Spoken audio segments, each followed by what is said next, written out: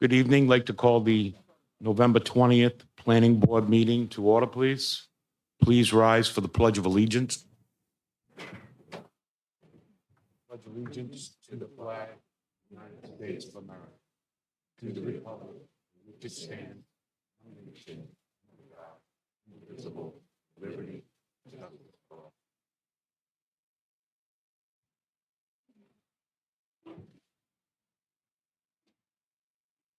Under item 3 is the approval of planning board minutes. We are going to table those until December 9th. That would be the meeting minutes of August 19th, August 26th, September 9th, and October 15th. I would entertain a motion to table to December 9th. Seconded. We have a motion by Mr. Crook, second by Mr. Miller. All in favor, please say aye. Aye. Item 4, under new business or discussion, consideration and/or action vote regarding the following matters. Master plan subdivision, submission, land development application number 2024/07/LDP. Major applicant, David Sisson, owner of Touchdown Realty Corp. Group, LLC. Street address, 100 Wampanoag Trail. Location, map 408, block 10, parcel 24. The above master plan submission has been revised. That is currently proposing to convert the former nursing home into 26-unit residential apartment building that meets the definition of adaptive reuse. Therefore, no use or dimensional relief is being requested. Is the applicant here? Yes, thank you, Mr. Chairman. Thank you. Joel, you want to just, Chairman?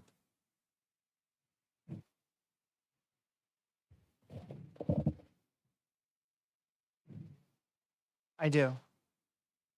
Proceed. Thank you, Mr. Chairman and members of the board. For the record, Joseph Brennan, attorney on behalf of the applicant. Thank you for the introduction. The application that you have before you, as mentioned, is for master plan approval of a land development application for the property at 100 Wampanoag Trail, Assessor's Map 408, Block 10, Parcel 24. This application is under the adaptive reuse provision, as you had mentioned, meaning that we don't need any dimensional or use variance approvals or relief as part of this. So what the applicant is looking to do is convert the abandoned unit right now into the 26 residential apartment building units that would be all built within the current footprint of the building. No additions or extensions are being proposed as part of the application. The parking, we meet the parking requirements as well. We're providing more than one per unit on the site. The actual parking provided is, can you come sit over here? Is 36 parking spaces as part of the project. And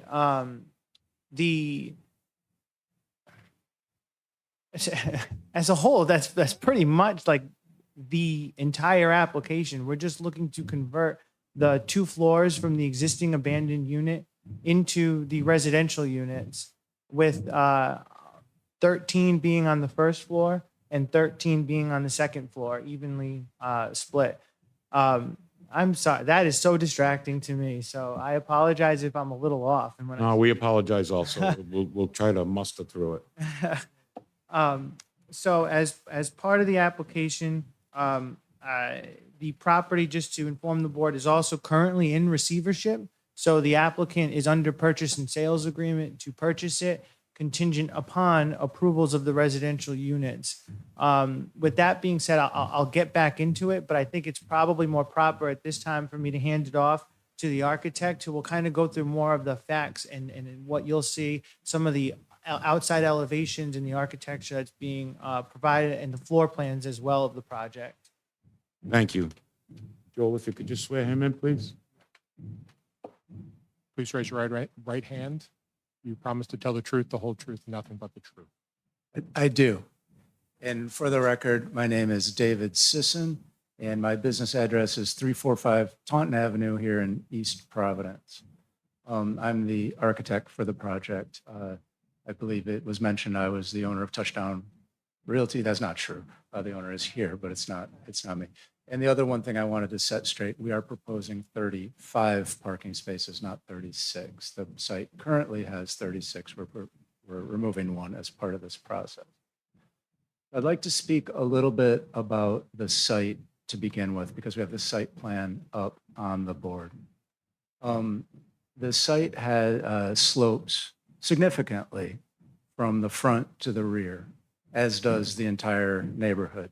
There's quite a bit of topography in the neighborhood. The site around it has residential houses with a church to the east side. The residential homes, I believe, are all single family, mostly a single family neighborhood. This nursing home has been there for quite a long time, since approximately the 1960s.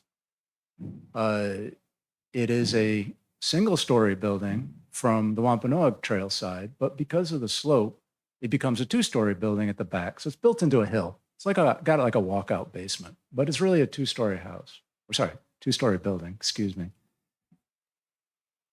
For the neighbors along Wampanoag Trail, they view that as a one-story building. For the ones that are along the backside, they see it as a two-story building. It's much taller back there. The building is dilapidated. It's abandoned. People have broken into it. It's a mess. It's moldy. It's gross. We hope to turn it into a new building inside and out and make it look very nice. Likewise, the site is in rough shape. Plantings, the parking lots, et cetera, are not that great today. It's a mess. We'd like to improve that. Our site plan that's on the screen right now is diagrammatic, and I want to make that very clear to the board and all the neighbors who've come to join us tonight. We do not have an engineered site plan. We don't have a landscape architect on board yet. We do intend to do that. We do intend to get a civil engineer and a landscape architect to help us with the landscape issues, with the fencing, with the stormwater and all that, to the city's satisfaction and to the satisfaction of the ordinance. We're proposing filling in fence. There's the neighbors, some of the neighbors have nice fence along their property lines. I believe there was some concern about us encroaching onto their properties. That's not true. We have no intention of encroaching on anybody's property with this. But we do hope to add fence on our side of the property line and add landscape on our side of the property line per the ordinance to make this nice and help buffer the site from the neighbors and from the view of the neighbors. So I noticed a couple things that were pointed out to us that we'd shown some existing fence where actually it would be new fence, that kind of thing. Along the eastern property line between us and the church, there's an existing, probably historic stone wall through there. And we didn't really show a fence through there. We'd like some guidance maybe. The church has asked for a little bit of fencing towards the rear of the property. I think we'd be able to do that. But as we come towards the front of the property, there's this stone wall that we think probably doesn't make a lot of sense to take out because there's an existing stone wall. It's quite beautiful and historic, and we don't think that would want to come away or make sense to have a fence along there. But of course, we'd be happy to listen to opinions on that. We're working to buffer the parking lot with plantings along the rear and front property lines. And also work on the parking lot. We're planning on removing some pavement at the rear of the parcel, resurfacing and restriping that parking lot back there, removing some of the sheds off the back. That helps improve our pervious area on the site. And at the front, we're going to be reworking that parking lot primarily to allow fire truck access. The fire department's asked us to get a fire truck up there. Right now, it's too narrow. They really struggle to do that. And so we're going to help them out at the front of the building, meet the required fire codes in terms of fire truck access. And so the front of the property is going to receive maybe more pavement work because we need to get the fire trucks through. Beyond that, the site is going to pretty much stay in the configuration it is today. We're not changing the exits from the building. We're not changing the roof on the building.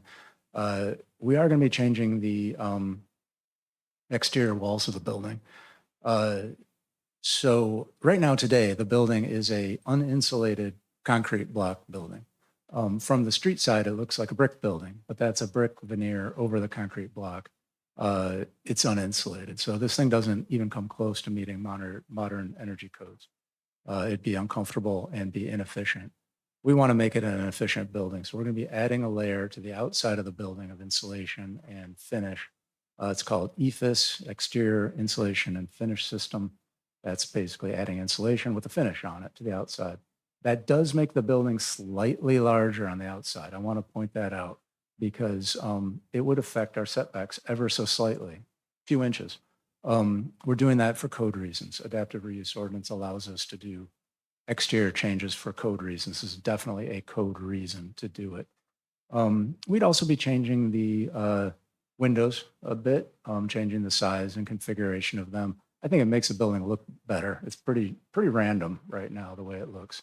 And I think it would make it look better to everybody inside and outside the building. If you want to go forward in my drawings there, we can look at some of that stuff. If you go forward one, here's our floor plans. I don't know how curious you are about the layout of these, but we're basically taking the current rooms, gutting them out, reconfiguring them, and making like 1.5 rooms in an apartment, 2 rooms in an apartment, that kind of thing. The inside of the building will all be new. We're not going to keep anything in there. Going to upgrade all the plumbing, electrical, HVAC systems. I believe we're going to end up with a building that's all electric. The gas service probably won't be used anymore. It does have gas service today. The building does have a sprinkler system. We're going to have a sprinkler system when we're done. Let's see, what else? Going to provide the tenants with nice apartments that I believe our developer owner will speak to, that will be market rate, but a very competitive price on market rate. So it'll be very nice apartments at a decent price. If you go a little further forward in our set here, go one more. Yeah, so we got elevations, or sorry, our renderings of the building. So this is the front of the building, and I don't know how familiar you are with the building. You've probably got some photos in your packet from the existing building. We're going to do a bit of a change at the front, mostly just to modernize the front of this. And right now it kind of has the 1970s bank or Greek temple look to the front. We're going to change that a little bit. And then if you go one more, yeah, here's the rear of the building. And it is a tall wall at the rear. It's like that today too. And we're, keeping that. We're not really allowed to make additions or anything off the back of this. So, we're gonna hopefully clean it up, make it look nicer, but it is taller at the rear. And of course, some landscaping and improvements to the parking lot. I don't know if we got any more photos in here that you can see. There's a site showing 200-foot radius to the abutters. Go one more. Here's the rear today. It's got shutters and semi-random windows. It's pretty dilapidated. You can see on the roof and the walls, and the planting's pretty overgrown. If you go one more, maybe we can see the front, also fairly overgrown. One more, please, and the other side. You can see that existing front entry kind of portico on the building that we're hoping to improve a little bit. That's about it. I'm happy to take questions from the group. And answer any questions you may have and cover anything that I forgot to mention. Thank you, Mr. Sisson. Any questions from the board? Mr. Sisson? Okay. Very good. Thank you very much. Oh, go ahead, Mr. Cruffer. Yes, sir. Oh, I'm sorry. Yes, I've been away a while. I forgot that part. Okay, so I'm looking at the letter that you sent to the planning board in support of the application. And there's one sentence in here that frankly causes me to pause. It says landscaping and fencing will be provided as shown on the site plan in order to screen the project and parking areas from the neighbors. If we haven't provided landscaping or fencing to the satisfaction of the ordinance, we request a waiver from the requirements in those areas. I heard you say in your presentation right now, at least on 2 occasions, maybe 3, that you were going to be doing the landscaping per the ordinance. I believe that's correct, that we will be doing it per the ordinance. We're not seeking any waivers on that. Well, this application, I apologize. That was a copy paste from our prior project. And when we were looking for more units on this, and we've tightened it up. So we're not going to be seeking waivers. well, then I'll have to ask any department. Do you have a corrected version? David, that, I believe that is. That is the one I submitted. Yeah, that's dated, and I believe that's just a typo from the applicant. So this entire sentence can be stricken. David, would you feel comfortable? Correct. I would feel think so. comfortable striking it. Okay, Yes. We'll meet the ordinance. Good with that, Mr. Clerk? yes. Very good. Anybody else with you? No, I'm just going to speak again, Mr. Chairman. Go ahead. So, so I thank you to the architect for that. And so now I just want to kind of further just describe some of the discussions and things. I know that the neighbors are represented by counsel. I know he submitted a memorandum to the board. Him and I had an opportunity to talk, and I just kind of wanted to go through some of those items and just discuss it and provide our argument on our side too, as I know he will shortly. So the first one being this visual screening. I know we had mentioned that we'll meet the requirements of the ordinance. I think that as part of our application, we're providing a major improvement to what exists there today. More aesthetically pleasing than what exists there today. It is a vacant, rundown, dilapidated building, as explained by the architect. And as time goes on, somebody is going to do something here. It can't just remain vacant forever. And so I think what we're providing and staying within the constraints of the ordinance, meeting it, I think it's a major improvement to what already exists there. This building's been around a long time. Anybody who's moved into the neighborhood has known that it's there when they purchased their properties. This isn't something that came post anybody purchasing them. So we do believe that we're making a major improvement there, and that should be a major consideration as part of it. Second, I know that there's discussion about the stormwater and flooding. So in the memorandum, it discusses that there in the back neighborhood there, because the property slope, there's a lot of flooding that takes place. We didn't submit it as part of our application because we don't have an official map on it. But from what we can see and what we gather, the architect with his maps, that it seems as though that problem may be coming from multiple places.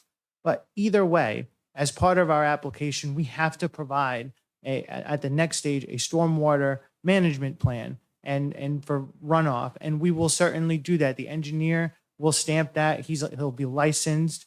And I know that the city has their own engineers too, who are very qualified, and they review that information and they provide the reports to the planning department. So I know that, and I'm kind of piggybacking onto the next one, that they're asking for an independent review to be hired. We don't feel that that's necessary from that end, for the same reasons that we'll have to provide a stamped plan that will show what's happening with the stormwater runoff. The city has an engineer that can review it. And then on top of that as well, for any type of bonding discussion with landscaping or other improvements, as I mentioned, that this property is under receivership. And I do know that the receiver is here tonight. So I don't know if he's going to speak, but I don't think that I think I am portraying it accurately, that even after the sale of this property, he has control over reviewing and ensuring that the improvements are done correctly, because he can't come off as receiver until the building's complete as a whole and has a certificate of occupancy. So you have 3 full layers of protection already in place. Our own engineers and landscape architects will have to stamp plans, the city engineer, and then the receivership as well. And as I mentioned, this is already an existing building, an existing problem. So anything that we'll provide poor stormwater management is an improvement to what's there today, rather than the problem to be continuing. And I would also add that, you know, that report will show what's coming off of our property, anything that's sloping from the church as well, which seems that's something that's not within our control. We can't mitigate that stormwater either. So I just wanted to mention that to the board. I know that there was an encroachment concern. I had spoken to the attorney.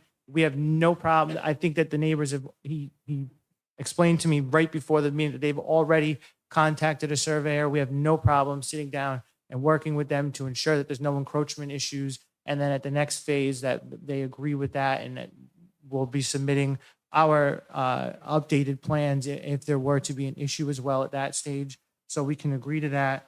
The other two items I think that there were is one, the dumpster location. So, I mean, we had proposed a location on our plan, which is very similar to where it existed today. The city has asked for it to be moved. I think it says to the northeast corner of the parking lot. We have no problem with that. But when speaking to the attorney for the neighbors, they actually seem to want it where in the area that we had it on our plans where it exists today. So we defer to the board for your decision on where you prefer. We really don't mind wherever the dumpster does go in either one of those two places. And then the last item that I just wanted to ease some of the neighbors' concerns, they were concerned about smoking on the premises. So, and asked for a smoking area. The applicant, as part of his business, and I represent him on many other projects, they own it, they build it, they rent it, and they do their own property management. They don't sell it to anybody else. And they put in their leases that there's no smoking allowed on the premises as a whole. So if a neighbor sees somebody smoking, they can snap a picture, send it to them, and then they can begin the non-compliance for eviction proceedings that will come along with that because they don't want smokers.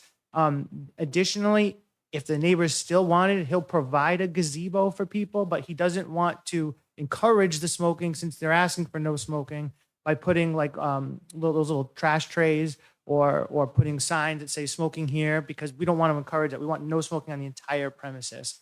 So with that being said, I think that wraps up everything that we had discussed. So I can answer any questions that the board does have from there, either myself, the architect, or the applicant himself. Thank you very much. Just a quick question, Keith. I noticed a peer review for traffic for preliminary. Is there a peer review also for the drainage? Is that what you're asking for? You know, that's what the neighbor's attorney is asking for. It might be best to leave that to the judgment of the city engineer, in my opinion. When the Yeah, time comes. that's fine. Usually, we as a board rely on staff for that. So if they tell us they want a peer review, we'll deal with it Mhm. before preliminary, hopefully. Yeah, and traffic, it is our normal thing to do with traffic, especially because it's not, you know, city engineer isn't necessarily a traffic engineer. It's a little bit of a specialty. When it comes to stormwater management, it's definitely in the city engineer's wheelhouse, but if he thinks that's necessary, that's something that we can do. Okay, very good. Thank you. Any questions from the board to the applicant? Mr. Miller? I don't know if this is a better question actually for the city staff that are here tonight, but it looks like the existing location of the trash receptacle area is within the required setback boundary. So I guess this would be a question for Patrick. Is that the reason why you're asking them to move it? No, it didn't have to do about setbacks. I believe the thought was to try to get that dumpster storage area as far as possible away from the abutting single family and still allow it to have, you know, still be up against the pavement, the rear paved area, so it could have access, you know, from a dumpster. And So, but, you know, that's something, it doesn't necessarily have to be dealt with tonight. That's something we can deal at the preliminary plan stage. We more detailed, you know, engineering, existing proposed contours, things like that. A landscape plan could help us to determine the exact location. Thank you. Thank you very much, sir. Appreciate it. Staff, please. Oh, I'm sorry. Go ahead, Mr. Yeah. Clerk. Yeah, I did want a follow-up question, and this is really just for a clarification for everybody. You're stating, as I understand this, with regard to stormwater runoff, that our standard, the state standard, is that water that lands on the site will be gathered on the site and will not run off that site onto another person's property. And you're saying that you understand that and that's what you're complying with. Yeah, we'll certainly comply with whatever the ordinance requires, of course. The building code and, And I just wanted to make sure you were saying it so everybody would understand that. yes. Now, but you did say something else that also seemed like a concern. You said that there was now storm water coming off from the adjacent church property, which is uncontrolled. Is that right?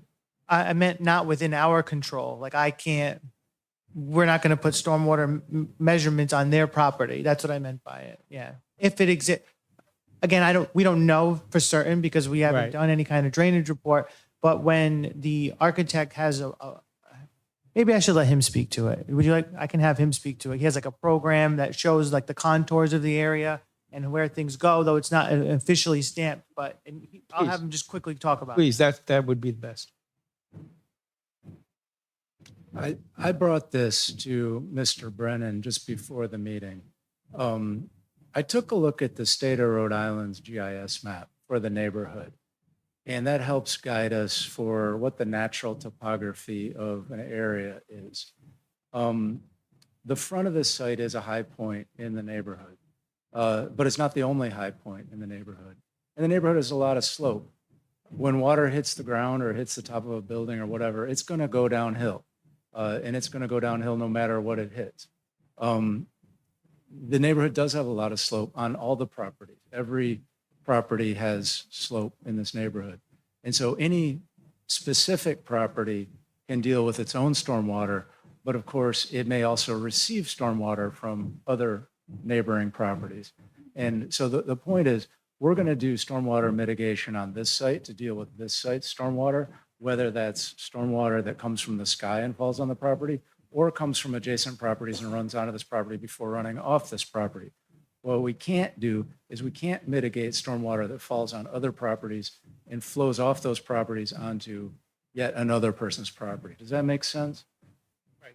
Our goal is to make the stormwater situation from where it is today better in the future for this site and the neighbors to the best of our ability. But we can't cure the entire neighborhood if there are other stormwater problems. Does that make sense? It makes very good sense. Thank you. What I was specifically asking about was stormwater running off from the church property. I hate to use a bad pun, but once it's there, it's an act of God, right? And once it comes onto your property, you're not saying, oh, no, that's not our responsibility. It's there, right? And it will. I'm not a civil engineer, so I'm not going to try to tell you stuff outside my expertise. But I believe our goal would be to, regardless of where we get it from, we're going to work to mitigate it. So, Very good. All right, fine, thank you. And just to quickly piggyback on that, I do a lot of this permitting work in general, and sometimes too, we can kind of like once we get our stormwater report in, sometimes that information can be used, and sometimes we work in concert with the city, and sometimes the city can add a drain pipe somewhere that alleviates more than anybody could even expect it. But I don't want to. I'm just throwing that out there. That is possible out there, but again, no control over that, and it might not even be possible. But I've seen it happen. Thank you very much. Appreciate it. Any other questions from the board to the applicant? Seeing none? Thank you very much. Thank you. I'd like to hear from staff. Keith or Patrick, one of the two. Yeah, we prepared our staff report for this application, which was sort of a summary of the application for the board. One of the things I looked at is the comprehensive plan consistency, whether this application conformed to our adopted comprehensive plan, adopted in 2010. Our conclusion was that it does conform to the comprehensive plan. Just as of note, the state's adaptive reuse law that was passed in 2023 does say that adaptive reuse like this, when you take an existing building, an existing commercial building, add residential units to it, is a permitted use in a case like this. So even though multifamily isn't normally allowed in this zone, that adaptive reuse statute does make it a permitted use. And the state did that because of the obvious housing crisis going on here. Our report had to look at the general purposes and required findings of the subdivision and land development regulations, which found that it met those standards and those requirements here. It summarizes comments we received from other reviewers, like the zoning officer, who clarified that no use or dimensional variances are required with this updated plan. Had comments from the fire marshal, who said that he was satisfied with these plans at this master plan, more conceptual level. And they've requested that the front parking lot be widened a bit, which is what they did in these plans. The access to the rear is very narrow, but they said they can get back there if they need to. And we have recommended motions here if the planning board decides to approve this. The first one is to enter certain documents into the record. There are several listed in the report. Some of them are documents from city staff, some are comments from members of the public. There are three that we are looking to add to that. One is a letter from the Reverend Zog dated October 22nd, 24. And I think I will have to refer to Mr. Hanner for the other two. Well, actually, the other two, Mr. Chairman, are right in front of you there. I believe, can't read them from here, but. Yeah, we have them. One of them is the summary sheet provided by the applicants, by the resident's attorney. Correct. Right. I think we have a total of 8 correspondents. I believe so. Total of 8. And That are like comments from the residents. the second motion is the approval of the master plan here. That the planning board grant conditional approval of the proposed modification as proposed, subject to the following conditions. And we have 5 conditions in here. It doesn't necessarily cover everything that we've been talking about tonight, but I'll just read these here and we can go from there. Number 1 is that a landscape plan, stormwater plan, lighting plan, and traffic impact study are submitted by the applicant at the preliminary stage of review. Number 2, that the proposed trash area is moved to the northeast portion of the parcel of the rear parking area to diminish noise and odors that have the potential to impact the abutting single-family dwellings at 39 Milburn Road, 51 Milburn Road, and 55 Milburn Road. Number 3, that all expenses incurred by the city for the public notification requirements are paid for by the applicant. Number 4, that the preliminary plan is based upon the approved master plan, and further, that the preliminary plan and supporting documentation meet the requirements of the East Providence Land Development and Subdivision Review Regulations. And number 5, that the proposal shall meet applicable city, state, and federal regulations and requirements. And we've talked about other possible conditions. I recommend just holding off discussion on those until we hear from public instead of finalizing these things.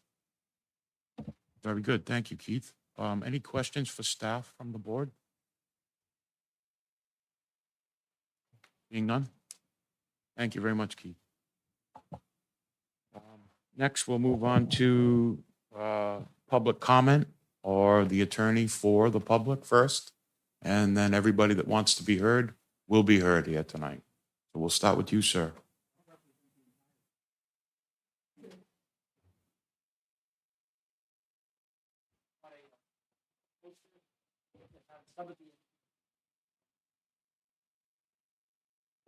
Very good. Perfect. Thank you. Could you just give me a name and address for the record for Joel, please? Very good.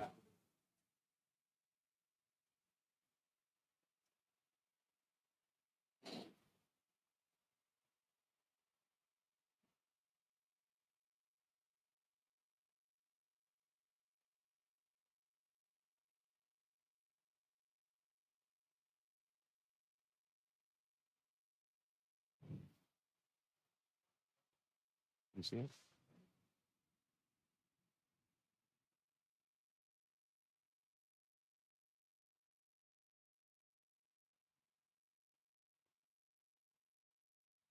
Good evening, Mr. Chairman and members of the board. My name is Steve Seipel. I'm an attorney with the firm Gidley, Sarli, and Marusak in Providence. What I would like to do tonight is summarize what is in the memorandum that I already provided you. I mean, everything that the neighbors are requesting is already put there in writing for you, and I hope you've had an opportunity to see it. I would just like to summarize that and present our argument, and then several of my clients who are the Pearsons, Kazarians, and Fitzpatricks would like to speak as well. So when I was first retained by them, I went over to their properties and I saw what this building looks like from their yards, and it is big, it is imposing, and it's an eyesore. It is uphill. It's really shocking to see like the appearance of this from the backyard. And that's what I hope is illustrated here in the photos. I mean, we've got, they've got their pools and their kids' swing sets and things in the backyard. And the folks on the top floor of this building have a pretty clear view of what's going on in all of their backyards right now. At one point, somebody did plant 4 trees along the fence line. They're spaced pretty far apart. They really don't provide much of any screening at all. There's really no effective screening. From the Kazarians' property there is, but from the Fitzpatricks and Pearsons, there's really no screening at all of the building. And so the first point that we wanted to address was just that visual screening.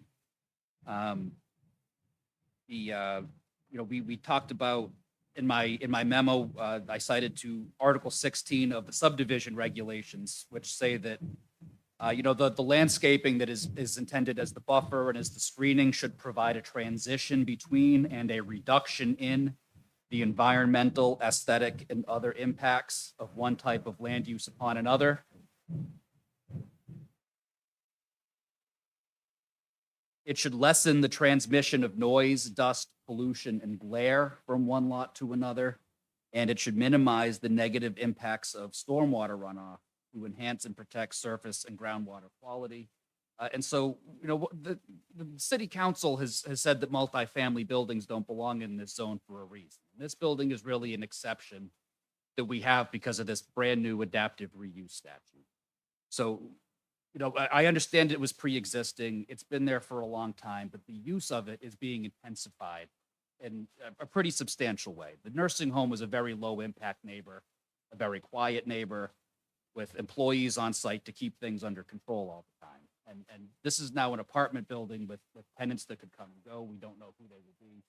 There will be more traffic. There will be more noise, families, children, and what have you. There's no question this is a much more intense use. And so intensifying a use and bringing a use that really otherwise would be prohibited in this zone, I think it should come with corresponding measures to protect the neighbors from the change this will bring. So in addition to the buffering and screening, we've also raised, we want the flooding and the drainage issue corrected. I blew up the photo here that shows really like, it's almost like a pond. I believe they've said that they get like ducks and geese that go swim around in it in their backyard. And it continues to run down to the next street. And I've been told that ice is over on the street. The water that comes down from here.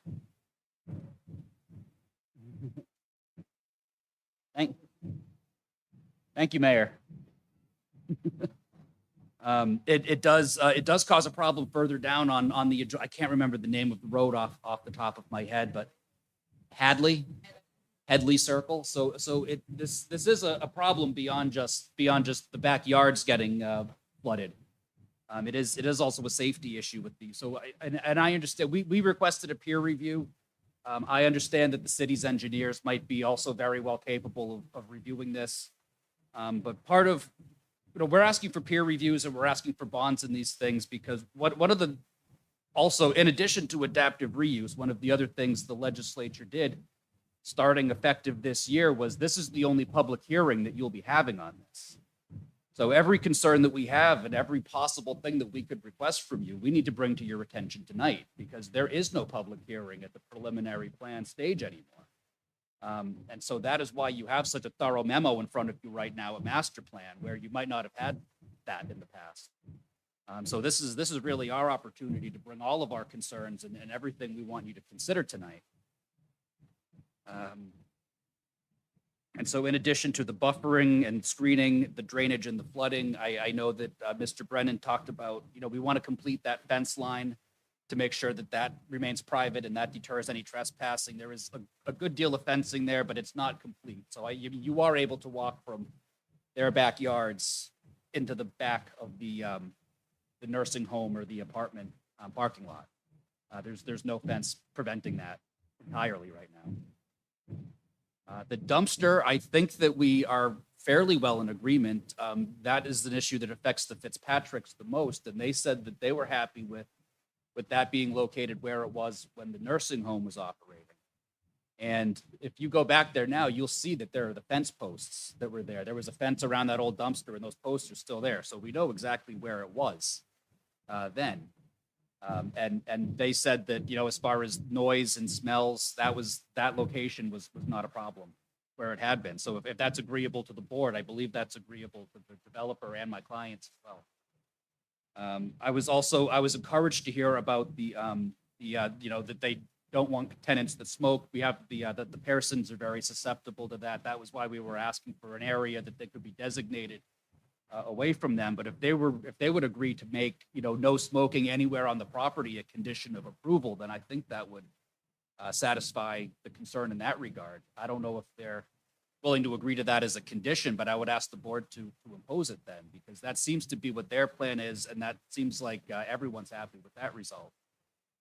And then as far as the encroachment issue, my clients have been in contact with a surveyor. They expect to have a survey, I believe, within about 4 weeks. And we would like a condition in the approval that says that they will meet and confer and, compare their surveys and just to make sure that there's no issue there. We're not accusing them of anything. But we do see that there could be, I guess, I was just explained to me that at one point in time, the owner of their house was also the owner of the nursing home. So I think historically there was a little bit of maybe not paying as much attention to the property lines in the past for that reason. So if there's a condition that they meet, they confer before preliminary to make sure that's not an issue. I've spoken with Mr. Brennan and he seems to be perfectly willing to be cooperative with that. So I don't think that should be an issue either. But really, like what got me involved was that there were 2 community meetings, one of which involved a city council person, and my clients, and I think other neighbors, and you have the correspondence in your packet, did not have a good experience with the developer. They felt like they were not treated respectfully, and that caused them to really, worry that this might not be a good neighbor.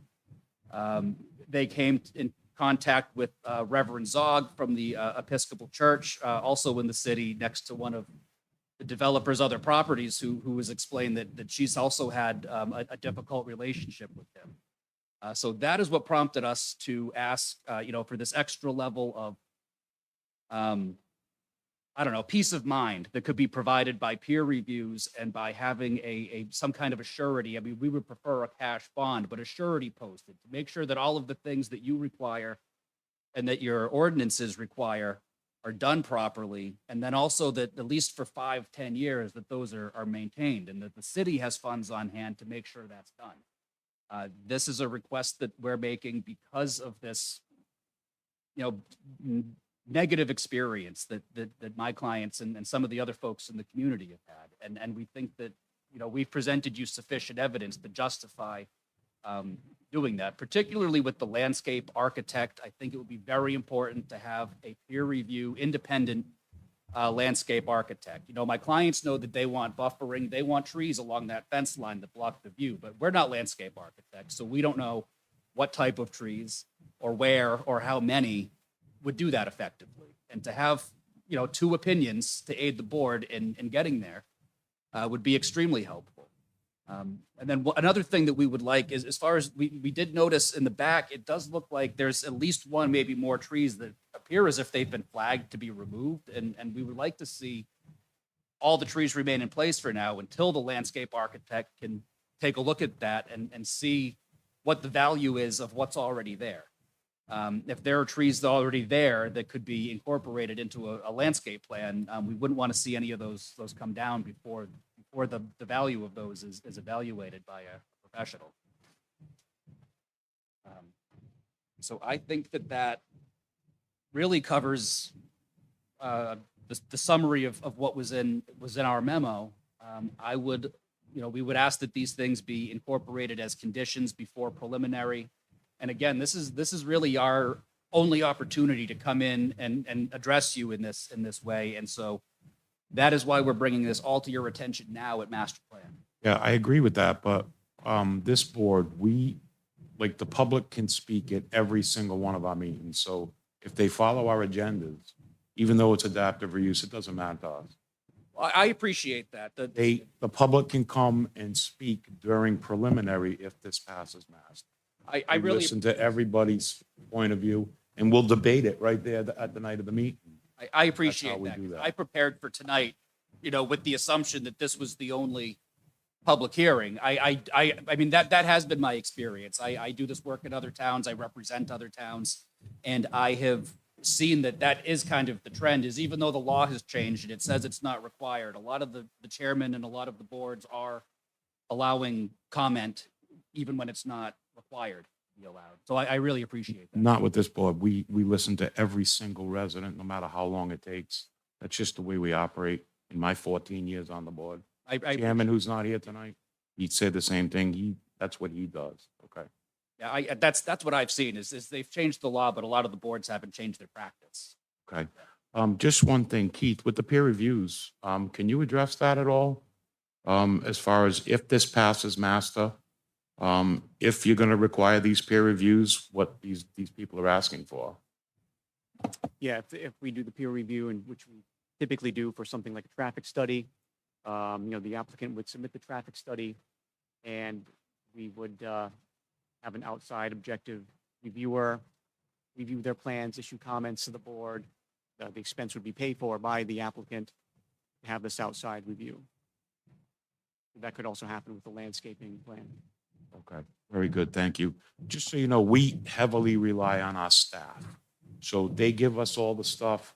We hash it out for as long as we got the packet, and then we Yes. make our Well, determination. and some of the communities I work in are smaller towns that don't have the resources that the city does. So peer reviews maybe are more common in a smaller town where there's not as much resources at the city level. But I really, and if the city's engineers, if you're comfortable as far as the drainage and the stormwater go, but I really think that at least for the landscaping, it would be really valuable to my clients to have a second set of eyes from a professional on that landscape plan.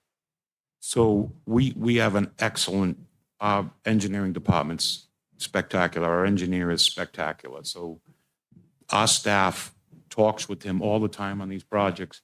If he feels there's a need for it, then there will be a need for it. So we lean on those professionals. Okay? Well, I think that concludes everything that I wanted to say. I'd be happy to answer questions or to turn the floor over to my clients who would like to testify. Yes, just any questions from the board to the attorney?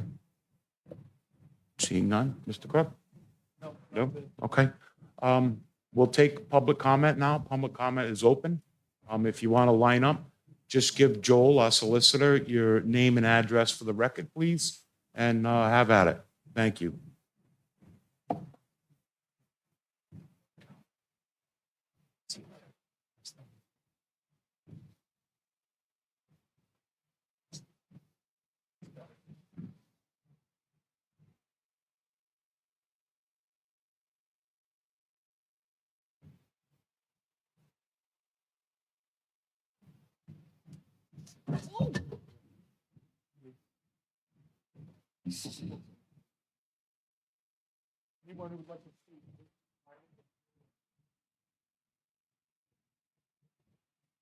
Bill, you okay with that? You want to swear him in or whatever you want to do? You're in charge. You're in charge. Please, thank you for the record. Please raise your right hand. Do you swear that the testimony you're about to give is the truth, the whole truth, and nothing but the truth? Thank you. I will. Good evening. My name is Lisa Fitzpatrick, and I, along with my husband, live at 51 Milburn Road, which is directly in back of the proposed building at 100 Wampanoag Trail.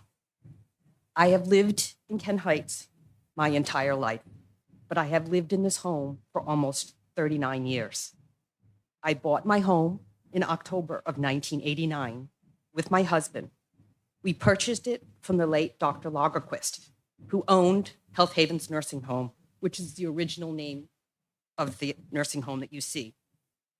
My husband knew I wanted to bring our children up in this neighborhood. My entire family, including my mother, went through all the increased Providence school systems. We are longtime townies. We updated our home in the first few years to include a pool in our backyard, decks, finished the basement so my children would have places to play with their friends. As they got older, we added a driveway that made it able for them to park their cars. Over the years, we had some issues with the nursing home. Dumpster overflowing, bread or milk delivery trucks too early in the morning, waking up our children. But we always knew who we would call. We called the management at the nursing home. They were there, someone, 24/7. And they handled the situation. They did their best to be good neighbors. The parking in the back lot was relatively quiet, as they never had more than 6 cars in the back. Again, if there was an issue, we would call. Occasional alarm car going off, we would call and they handled it. Most people do not realize from the front that what we see is not what they see from Wampanoag Trail, and many people are surprised that it's actually a second floor. One of which looks directly into the backyard, even with our 6-foot fence that we installed. As my husband and I creep into our 60s, we are watching our older parents deal with home life.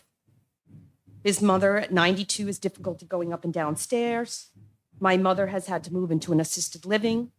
We watched as they struggled in their homes and decided we needed to update our home. We no longer needed to prepare our home for our children. We now needed to prepare our forever home for ourselves. In the last 2 years, we have put considerable money into preparing our home for our retirement. We brought our washer and dryer upstairs. We took the tub out and put in a walk-in shower. We replaced all our windows. We updated the stairs outside. We put in central air and installed a nice gas fireplace. What I did not prepare for was the nursing home would be sold to a developer to turn it into an apartment complex. As they say in real estate, location, location, location. I worry about the noise from cars, of 18 cars going in and out the back at all hours. We know no one works just 8 to 5 anymore. I worry about parties in the backyard at all hours, the amount of trash that will accumulate in a dumpster that abuts my property. Will I have lights beaming into my bedroom window at all hours? My peaceful backyard will no longer be that. Who do I call? Do I call the developer? Will there be management on staff 24/7? We are already hearing that this developer has not been responding to other properties that he owns. When my husband and I began putting money into our forever home, we did not expect this to happen, and I am devastated that my home may not be my forever home. Please think of this residential neighborhood and the changes that will happen to it. In closing, at a meeting that we held for the neighbors in September, the developer showed up and said he was only there to answer questions. I was the first to ask. I asked him if he lived in my home. Would he stay and live there? He would not answer me. He said, "It's a done deal." I said, "You did not answer my question.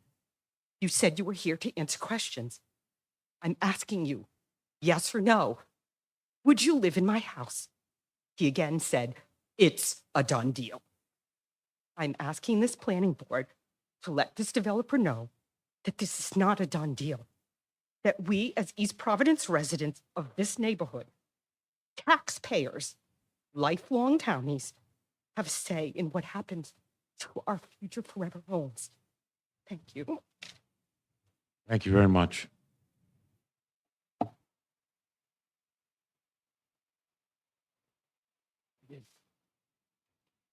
Raise your right hand. Do you swear that the testimony you're about to give is the truth, the whole truth, and nothing but the truth? Thank you. Just state your name and address for the record. Thomas Pearson, 55 Milburn Road. Our property also abuts the rear of the 100 Wampanoag Trail. And I won't even pretend to try to repeat what Lisa just said to you. But just a couple of backgrounds. My wife Margaret and I are 75 now. We've lived in this home for 45 years. We're lifelong townies. We both graduated from East Providence High School. Our kids grew up, went to all the schools in East Providence. And when we first bought the home, the nursing home was there. And I have to admit, I took a little pause as to whether or not this would be a problem. But we frankly was the only home that was for sale in Kent Heights at the time that we could afford. So we took a chance and said, well, we'll sell out in a few years. It turned out to be a lovely neighbor for all the reasons that Lisa has said. So we've never had any concerns. And I'm pleased to hear some of the things that the architect and the attorney has represented that they will try to do. But I think the one point they haven't really addressed is some of what Lisa said is the noise concerns bother us greatly. I mean, this is going from a quiet nursing home to an apartment complex of which we do not know who the tenants will be, what hours they will come and go at night. Most of the parking will be in the rear, which is where our home abuts the property. And we have great concerns about that as far as noise abatement, as far as privacy and security as well. So those are our issues. And I think we spent a lot of time with our attorney to come up with what we think are reasonable conditions for you to consider and approve for this property, especially the fact that the adaptive reuse law, in my opinion, has taken away our rights as a property owner, that in the past, we would have been able to at least object to a zoning variance, use variance, before this body or the zoning body. That's been unilaterally taken away from us. So I think our only recourse is to strongly ask that you give us these conditions so that we can have some sense of security that we'll continue to have a joyful neighborhood that we've lived there for the last 45 years. Thank you. Thank you very much, sir.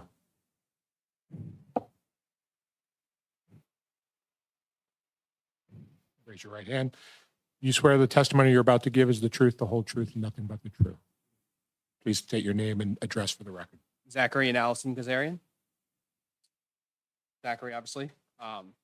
Both lifelong townies. Wife and I, born and raised East Providence. Went to school in the state, moved back to Rhode Island. Had children, bought our house. And really over the last 7 years, raising our two small children in Kent Heights has just been tremendous for us. Such a small, tight-knit, close, family-oriented neighborhood. Our backyard, we have a partial view of 100 Wampanoag. And our attorney mentioned some of the trees that had been marked potentially to be cut down. Those are very important for us. That's really the only buffer that our backyard has is some of the taller trees. And our backyard is largely private due to an undeveloped area of Hope Congregational Church that runs and abuts the back of our property. My wife and I have spent a lot of time since we purchased this house, making it, a place that we want to, spend a lot of time. Spend a lot of time in our backyard. We have our playground. We have a nice, pool in our backyard. We spend a lot of time back there with our children. And our main concern is the stormwater runoff. I do have a video prepared as well, and that this be addressed with the renovation. Even small mild rainstorm floods through the 100 Wampanoag, through the Pearson's backyard, and runs directly into our backyard. As you can see here, this is just even an average rainstorm. And basically you can tell, right, we can't get to my children's playground or even the shed without wading through several inches of water. And we did note as well that it continues on through our property into Headley Circle, the house, the street behind our house, and it does freeze over, and it is a safety concern as well in the winter. But I'll end there. Thank you. So our other primary concern is the privacy of our backyard, which largely echoes things that the Pearsons and Fitzpatricks have already mentioned. I did specifically to our backyard want to point out, I think it's the bottom right picture. You can see that's from our backyard at 61 Milburn, and you can see that we do have a good amount of screening from the existing trees, specifically the large pine tree that is in the northeast corner of 100 Wampanoag. And so we have a really strong interest in those trees remaining and more mature landscaping being put in.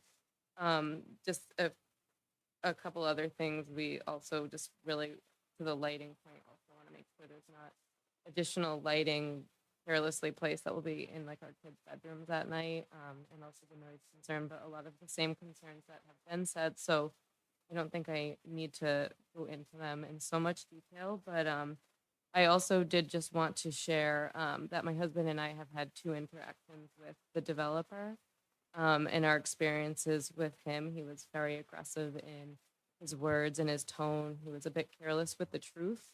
And he did really seem to attempt to deceive a lot of residents into being agreeable to his 3rd floor addition by saying that without that 3rd floor, he would not have the financing for any general property improvements, including the stormwater. So due to some of his questionable and frankly alarming interactions with us, we were motivated to hire an attorney despite having 2 children in daycare. We don't have a lot of financial wiggle room in our month-to-month base, but it was so concerning to us the way we were being treated that we weren't going to get a fair experience here based on his words with us, and that he was not really a man of his word. That would be a neighbor we would be excited to have. So, we really hope that you take that into consideration, especially now that we know that a lot of his questionable behavior has impacted the quality of life of his Rumford neighbors.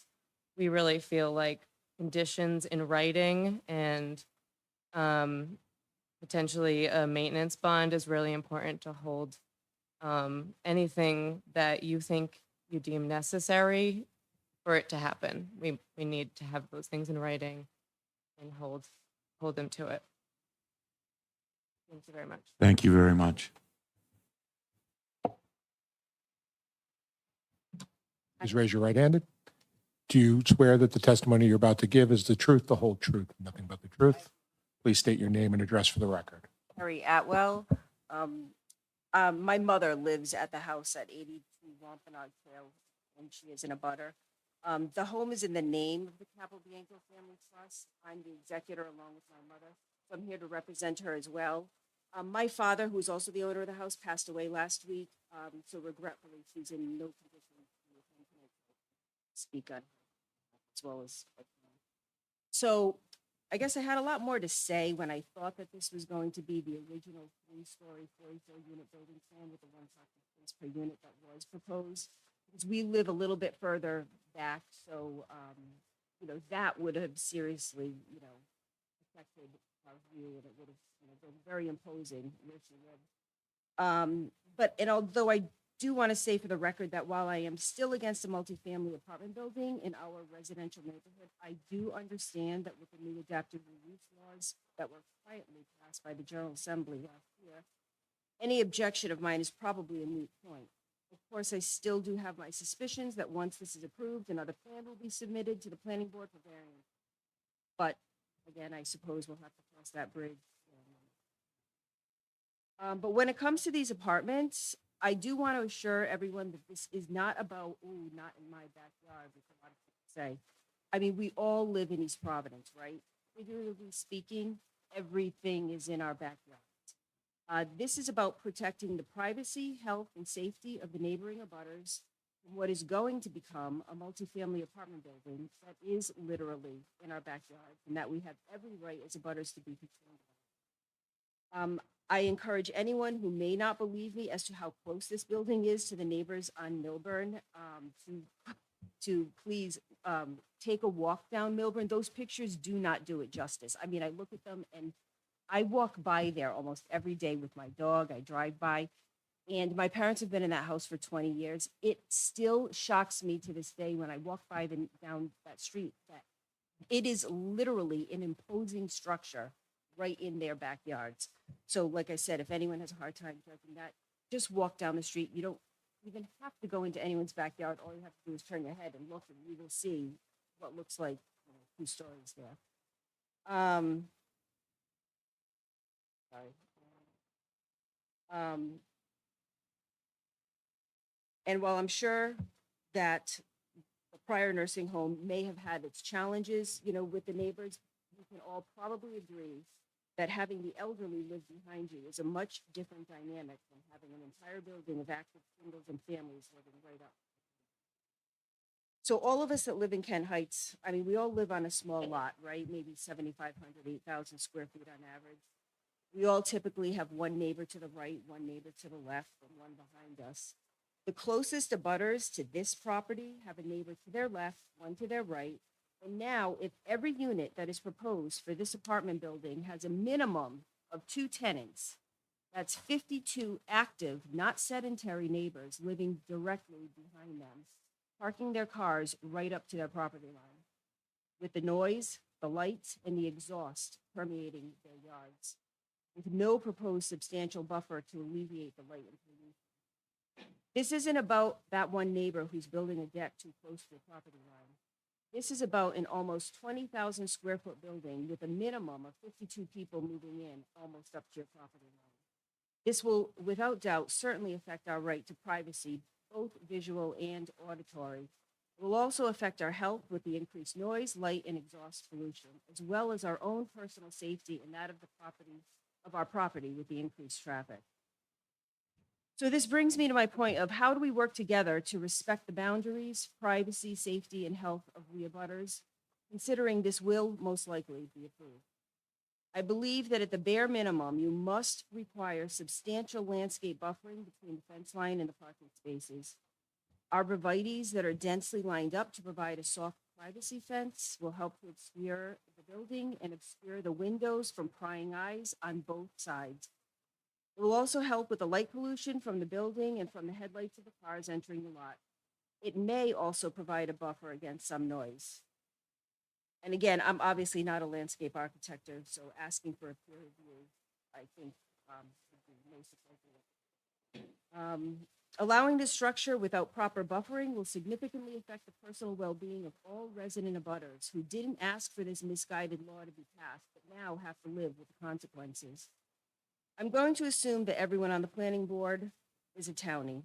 I encourage you to stick by your fellow townies and do the right thing and grant our reasonable requests. It is the right, just, and moral thing to do. I'll end by quoting a line from Robert Frost's poem, Mending Fences, which is, quote, "Good fences make good neighbors." This suggests that clearly defined boundaries and buffers can help maintain positive relationships with neighbors by ensuring everyone respects each other's right to private space, good health, and safety on our properties. Thank you for your time and consideration. Thank you very much. Raise your right hand. You swear the testimony you're about to give is the truth, the whole truth, and nothing but the truth. Thank you. Please state your name and address for the record. Paula Perkins, 24 Headley Circle. I'm here as a neighbor, but also as a representative from Hope Church. I've been a member of that church for the past 50 years. The topic I'd like to bring up is the water control problem, which has been an ongoing problem. I'm going to have to say at least, well, for the last 30 years that I'm aware of. it was mentioned that they have no control over the water that comes from the Hope Church property. I can tell you that it doesn't. It comes from the nursing home property onto the Hope Church property and down onto Headley Circle. The city is aware of this. There's been conversations about it. The city has asked permission of Hope Church to put in a swale at the back of our property, which we've granted. We'd like to solve this problem as well. It's been a serious problem for neighbors on Headley Circle. I know that one family has had to replace their driveway repeatedly because of the water that has come into their yard, sat on their driveway, frozen, and caused it to crack and be destroyed numerous times. I'm sincerely hoping that this body will very seriously consider this water issue and make it a water issue that belongs to the property owners there, because that seems to be where it's coming from. And I felt that as a neighbor and also as a member of the church, we wanted to be vocal about the fact that we're concerned. Thank you. Thank you very much. Hi, Danielle Amorum. You jumped the gun. Sorry. You swear that the testimony you're about to give is the truth, the whole truth, and nothing but the truth? Yes. Now, please state your name and address for the record. Danielle Amorum. I'm on 59 Glendale. I'm actually in the neighborhood on the other side of Pawtucket Avenue, but I am an active member at Hope Church. So there's a few concerns that I have, even living across the road. Now, I take Wampanoag Trail quite a bit, and my concern would be we have presented to us 26 units. As someone else had already said, 26 units if you have two adults per unit. 35 parking spots will not be sufficient enough for that many tenants. So I'm sure that the tenants that are going to be moving in will be parking on the street, or they'll be also using the church's parking lot. Also, I wanted to also bring up that the church has a daycare in the basement, and they do have some outside facilities. These are all small children. Now, I know, I think it was the architect that mentioned that they were going to do some screening, but less screening on the church's side, that they wanted to keep that stone wall because it's historic. I feel that it needs to be even more so screened because of the children. I have two small kids of my own, and they both have like an IEP in East Providence, so they go to the East Providence school. But prior to that, I inquired for Trailside daycare to have them put in there because they're, big part of East Providence community. So I just want you guys to think about the number of units that are actually being proposed. Why 26? Why not 12? Why not, 15? Because 26 is just going to be that much more trash, that much more cars, that much more parking that needs to be put into place, not just the 35 parking spots. So that's all I have to say. And I'm sure they're going to be parking too on the street, which is also going to be kind of hectic driving along there. So thank you. Thank you very much. Please raise your right hand. You swear the testimony you're about to give is the truth, the whole truth, and nothing but the truth? I do. Thank you. Please state your name and address for the record. My name is Libby Merrill, and my address is 57 Fairview Ave. I also live on the other side of Pawtucket Ave in Kent Heights. Can I ask a question too? I ask the board? Sure, Quinn. Great. Okay, so I'm here actually to express my support for redeveloping 100 Wampanoag Trail into multifamily housing. I'm a resident of Kent Heights, though not an immediate abutter. So I also am sensitive to all of the requests for water abatement and buffering that the abutters have. The reason that the adaptive reuse law was passed, as we know, is because one of the best ways in Rhode Island, where we are densely populated and we have older housing stock, to add housing is to redevelop already built areas. One of the only ways we can accomplish that. We are in a massive housing crisis. Since I've lived in East Providence the last 7 years, my property list price has gone up 40%. I can assure you, my home is not worth 40% more than it was 7 years ago. And my income has not gone up 40% in 7 years. If I were to try to move into East Providence now to buy my house, I would not be able to buy my house right now or afford the mortgage. So we absolutely need more housing. One of the best ways to lower housing prices is to create more of it. I have a young child who goes to Kent Heights School, and I want her to be able to rent an apartment in East Providence when she's in her 20s. I don't want her to be priced out of East Providence. I want her to be a lifelong townie if that's what she wants. And I want her to be able to rent a one-bedroom apartment in 20 years if that's what she wants. So there's an affordability crisis. We need more housing. I'm hoping we will get more adaptive reuse in East Providence. There's a lot of vacant properties along Warren Ave. Maybe some of those can be multifamily housing. That would be great. I live right near there. The one question I'm going to ask, though, the question I wanted to ask is I haven't heard anything brought up tonight about the affordable units. And I know that with the adaptive reuse law, 20% of the units have to be held as affordable. There's no public packet that I've seen. Is that part of the plan? I would defer to Mr. Burns, our planning director, but I think that would be something this is a master concept plan. I'm not sure. Keith, could you address that, please? It's not proposed as an affordable proposal. It's just market rate. So, but to qualify for adaptive reuse, it has to be 20% affordable, I think. It doesn't need to be per the statute. Okay. There's certain benefits to doing that for the law, but it doesn't have to be. Okay, so there won't be necessarily affordable units Right. in this. Got it. Okay, I know yesterday the Rhode Island Coalition for Homelessness also did a whole presentation. They were talking about how the fair market price for one bedroom is $1,417 a month. And I believe the units are going to be renting for higher than that. So I just want to be mindful of that as well. That would be something I would urge the planning board to try to push. And then also hopefully holding the developer to some of the buffering issues that the neighbors have brought up. And thank you. Thank you very much.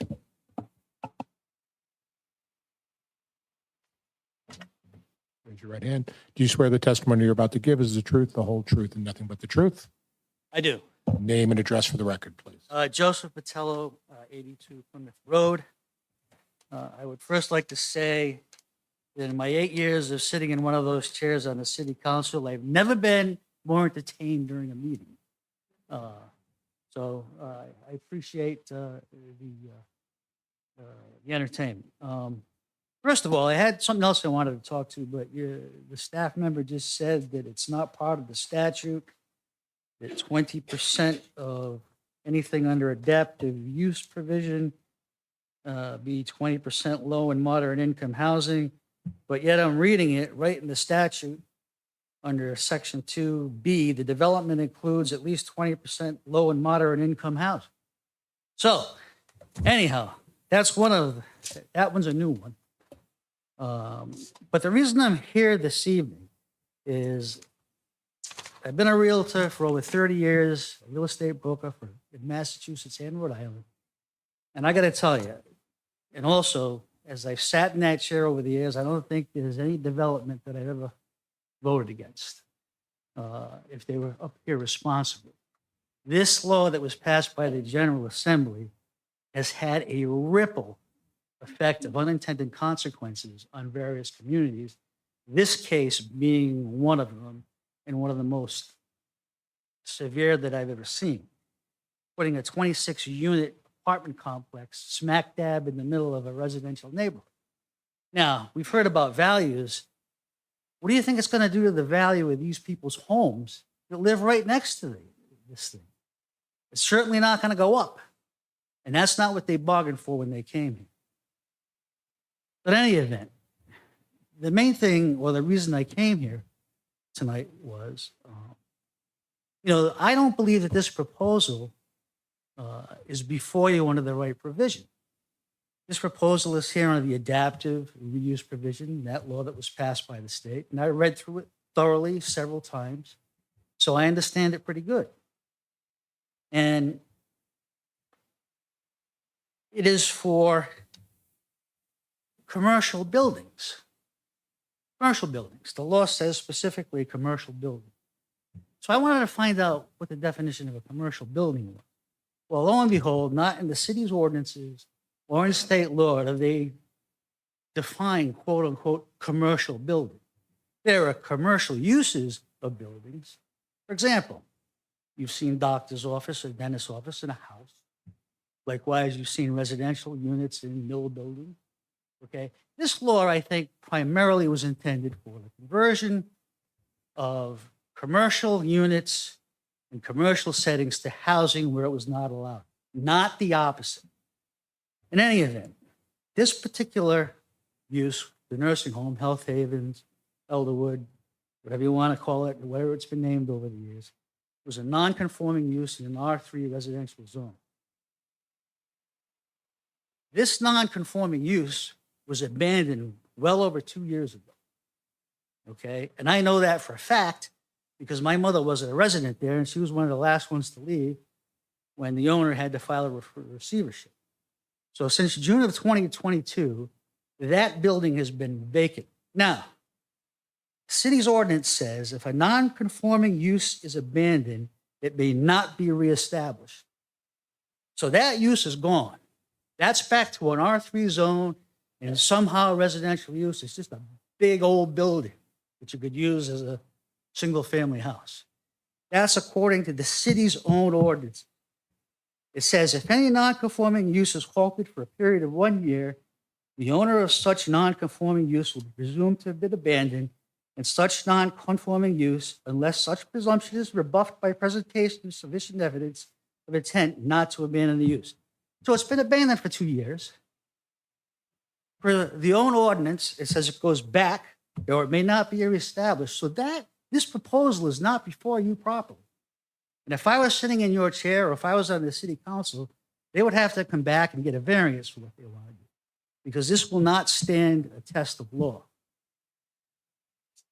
I mean, I don't know how the staff didn't see this. I mean, it's black and white.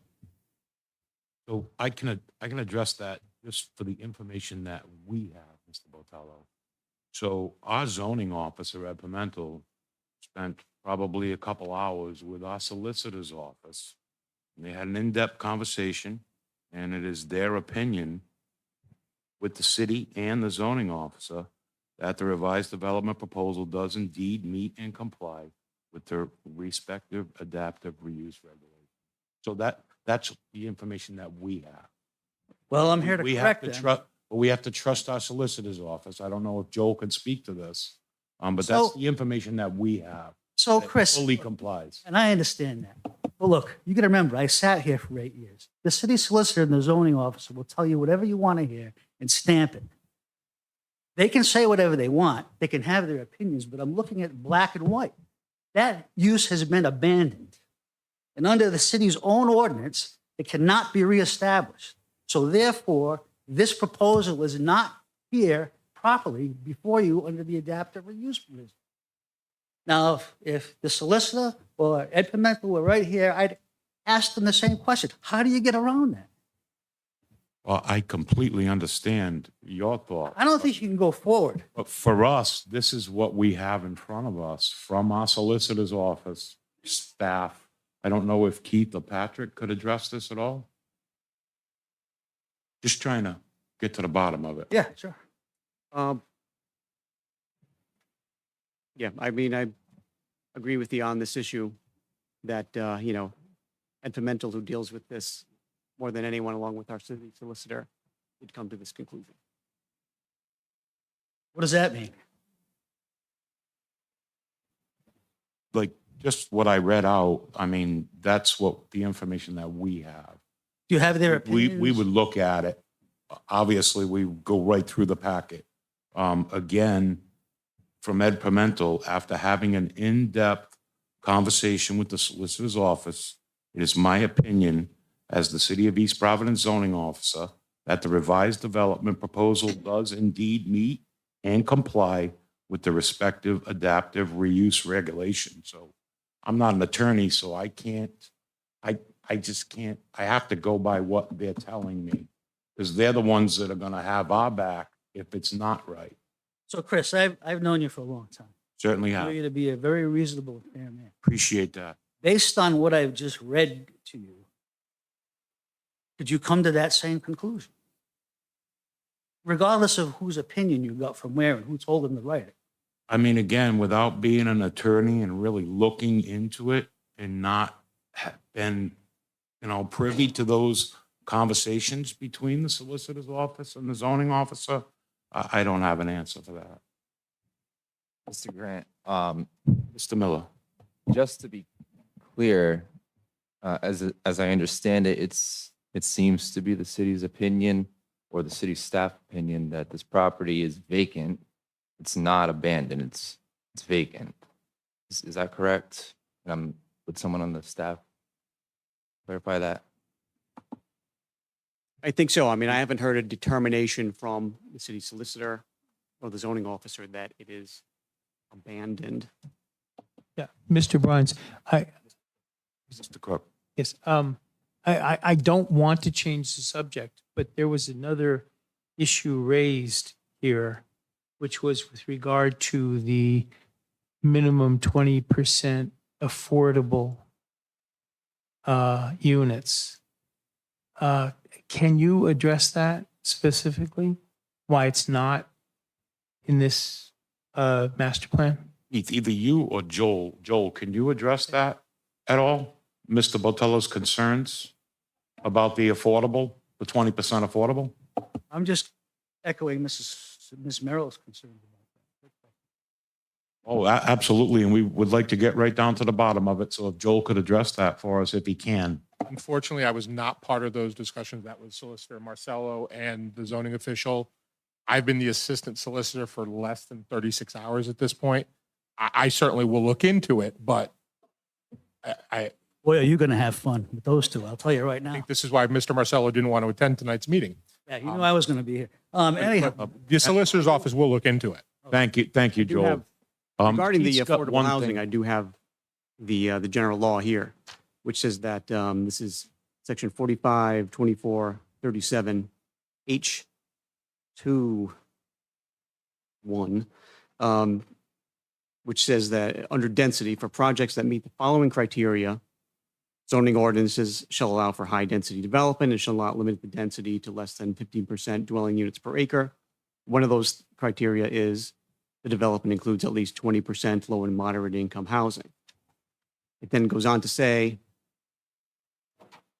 in section 2 that for all other adaptive reuse projects, the residential density permitted in the converted structure shall be the maximum allowed that otherwise meets all standards of minimum housing, has access to public sewer and water service, or has access to adequate private water, such as a well and wastewater treatment systems.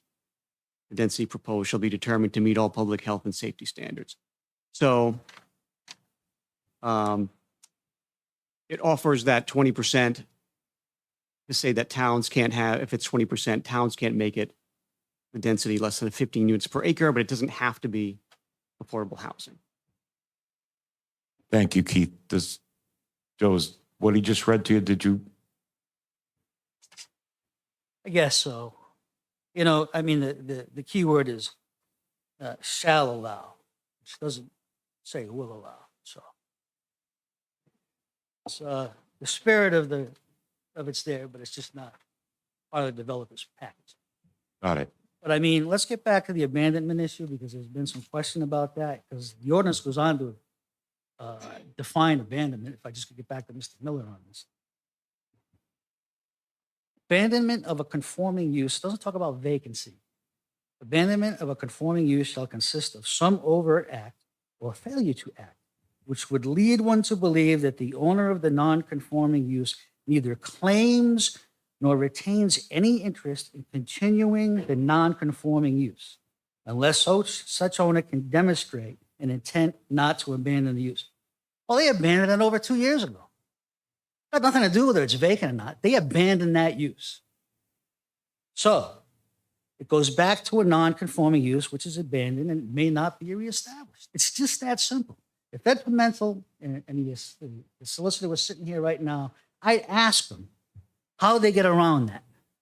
Because all of you sitting here, and I want this to be part of the record, there is no way around it that I can see. No way. And I think as the planning board, you really need to investigate this further.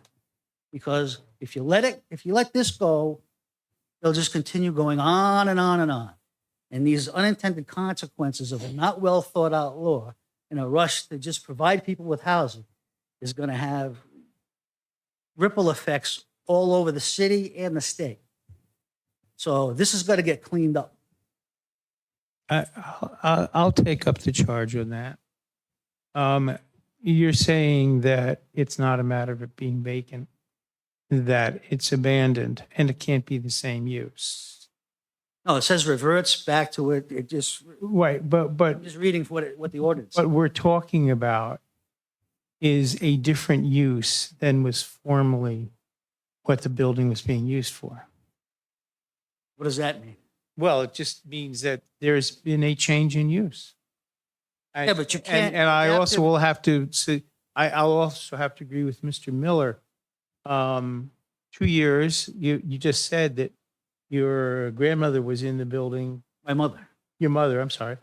And so the building has been vacant for 2 years Use has been abandoned for 2 years. and the building's been vacant. Doesn't say anything about vacancy in the Yeah, Joe, I'm just going to interject. Again, I can only go with what our solicitor gives us. And Look, the if you zone. want to push this thing through, go ahead. but I'm That's gonna not tell you- where we're at Well, sorry. right now. We're Sure just sounds trying to like the get questions all our I'm getting- information. Sounds like some of the questions I'm getting are kind of like that. Because if I were sitting there, I'd want this question answered. This use was abandoned. It goes back to residential. That's what the ordinance says. Adaptive reuse is not subject for residential use, commercial buildings. Now, I tried to debunk this.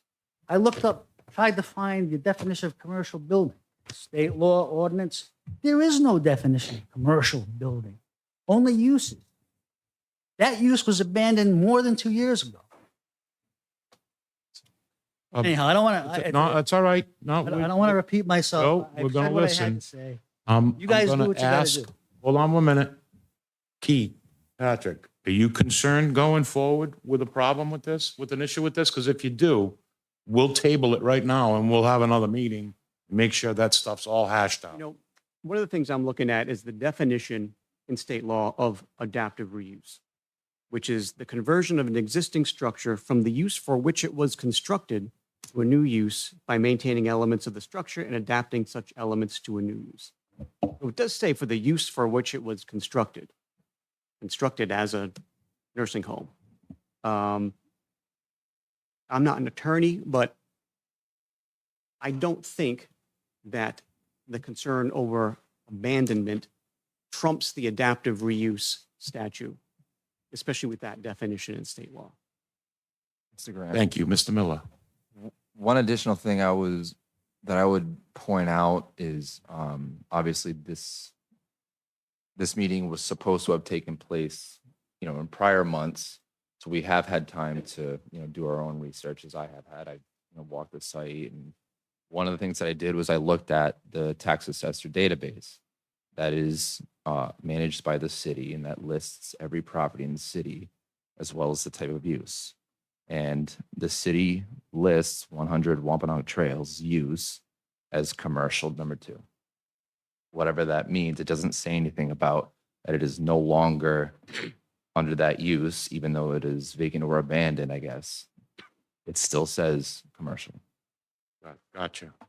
And Mr. Chairman, may I add that we've had planning staff, the zoning officer, the city solicitor, we met a number of times discussing this and whether or not if it meets the adaptive reuse ordinance. And never once did the issue of it, the building being abandoned come up in conversation. Well, maybe it should have, don't you think? Did anyone ask the question? Well, I'm not privy to those meetings at all. So, I mean, I do have a concern with what you're telling me, Joe. But again, we sit here and we just, we have, looking right at it, in-depth conversations with these two, and they didn't bring it up. So I don't know. It's up to staff if they're comfortable with us proceeding with a legal problem, is what I'm getting at. Joel. Mr. Chairman, I could just interject here. So reading again from Rhode Island General Law 452437, Section H, actually right above where the planning director was reading, H reads adaptive reuse. Notwithstanding any other provision of this chapter, adaptive reuse for the conversion of any commercial building, including offices, schools, religious facilities, medical buildings, and malls, into residential units or mixed-use developments, which include a development of at least 50% of the existing gross floor area into residential units, shall be permitted. Shall be a permitted use and allowed by specific and objective provisions. I'm not privy to what you're pointing out. I don't have it in front of me. So as you're familiar as a state law and our local ordinances have a list of definitions. I challenge you to find the definition of commercial building. You won't find it because it doesn't exist. It's only uses. I would agree. Are you trying to say that 100 Wampanoag Trail is not a commercial building? Correct. Okay. Because under the city's ordinance, that's what it says. What ordinance are you Non-conforming looking at, please? 19-417.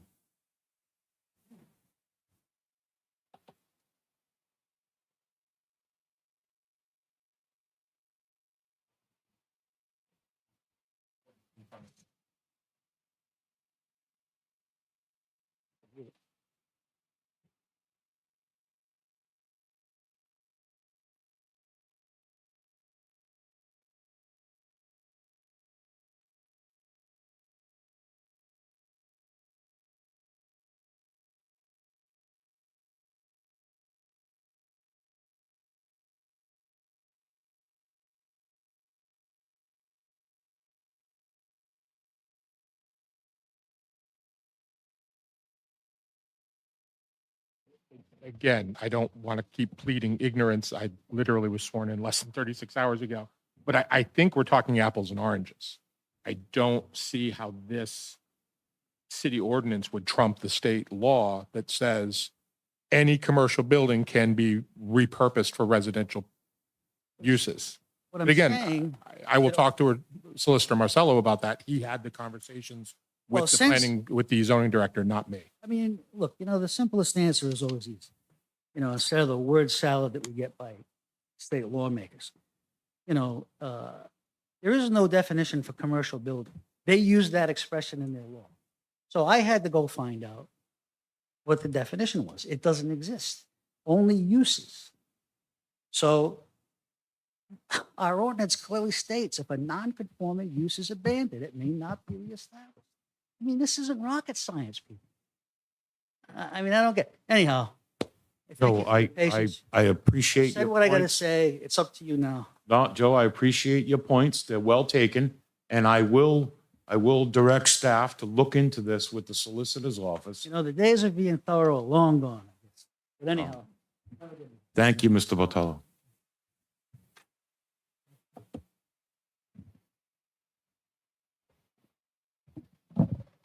Good evening, members of the board. My name's John Dorsey. I was previously appointed by your municipal court as receiver for the property located at 100 Wampanoag Trail. I do want to, in a couple of minutes, I don't want to take up too much of the board's. Excuse me 1 second, Joel. Can you just swear him in, please? Oh, okay. Needed All right. to, but Very good. Name and address for the record would be great. Sure, John Dorsey, 207 Quaker Lane, West Warwick. And again, it's nice to meet the members of the board. I wanted to introduce myself. your municipal court appointed me back in March of 2023 as receiver for the property at 100 Wampanoag Trail. And I just wanted to put a little bit of context as to how this property made its way before the board, what's going on currently in the receivership proceedings, in order that this board has a full understanding when it's considering the pending application of what's going on in that process as well. So going back a little bit historically, at the beginning of COVID, as I'm sure the board members are very well aware, it was not a real good time to be operating nursing homes. There were a lot of challenges. The facility at Wampanoag had a very similar experience. The ownership at that time went through efforts to effectuate a sale transaction of the property to an out-of-state nursing home operator. Those parties entered into a purchase sale agreement. And part of those agreements from our diligence indicate that the seller had agreed to close on the land transaction, remain in place, operate the nursing home for a period of time while the buyer went through its regulatory licensing process with the Department of Health. And then the idea was the seller and its operations would exit the property and you'd have a new buyer in place. Unfortunately, the buyer never completed an application with Department of Health. During its process to put together an application, it started making modifications to the building itself, significant modifications, particularly in the basement level of the building. When the city learned of that, the city immediately issued a stop work order on the property. Your building department and enforcement folks made significant efforts to try and get in contact with the buyer of the property. They've cited the property for violations. They've reached out to try and make communication with the buyers of the property, and that was to no avail. There was earlier in 2023, a water pipe that had burst inside the property, required municipal resources to try and address it. And at that point, being out of enforcement options, the city put the property into receivership to deal with the public nuisance conditions. Much of what you've heard from some of the neighbors, what you heard from the applicant in terms of what was going on at the property is very accurate. There were dumping issues, there were rodent issues. I can tell you after my appointment, there was enough activity that we're required to put in remote video surveillance at the property to deter access. And so in parallel with doing that, once I was appointed, my task from the court was get out to the marketplace, try and look at every option possible, but put the property out. And as part of a third-party sale process, buyers would not only be making commitments to acquire the property for whatever they agreed upon what approved purchase price would be, but they also have to make contingencies within their agreement as to how they'll correct the conditions of the property so that the city would be in position to issue a certificate of occupancy and the property would be put back to a productive use. So my goal in all of this is I represent the property, not the developer, the applicant in this case. I want to see the property left better than where it started. We went through and marketed the property for many months. I met with a lot of different groups that had expressed different interests, some different ideas for the property. We had some of those groups fall off during the marketing process because of some of the challenges with the site. We did have a couple of groups that were interested and ended up competitively bidding for the property based upon a residential type use.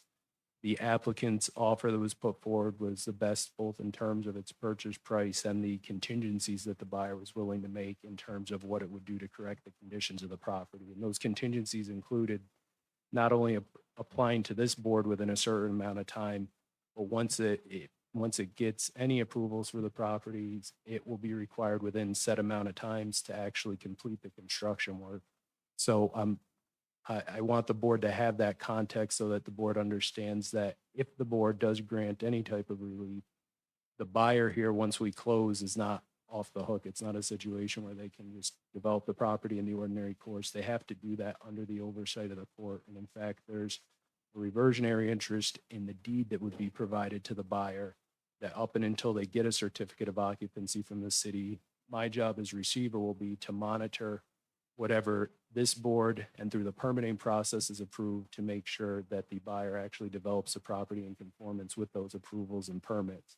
So I want the board to have that context, and I want the neighbors that are here, I hear their concerns. I think the board should take them seriously. I'm encouraged by the buyer's efforts to put together a professional set of plans and proposals here. I've heard their vision for the property. And again, my main goal, and I don't have to live next to the property, but my main goal is I want to leave it better than we found it. I'm also encouraged. I participated in the calls between council representing some of the neighbors and the developer here.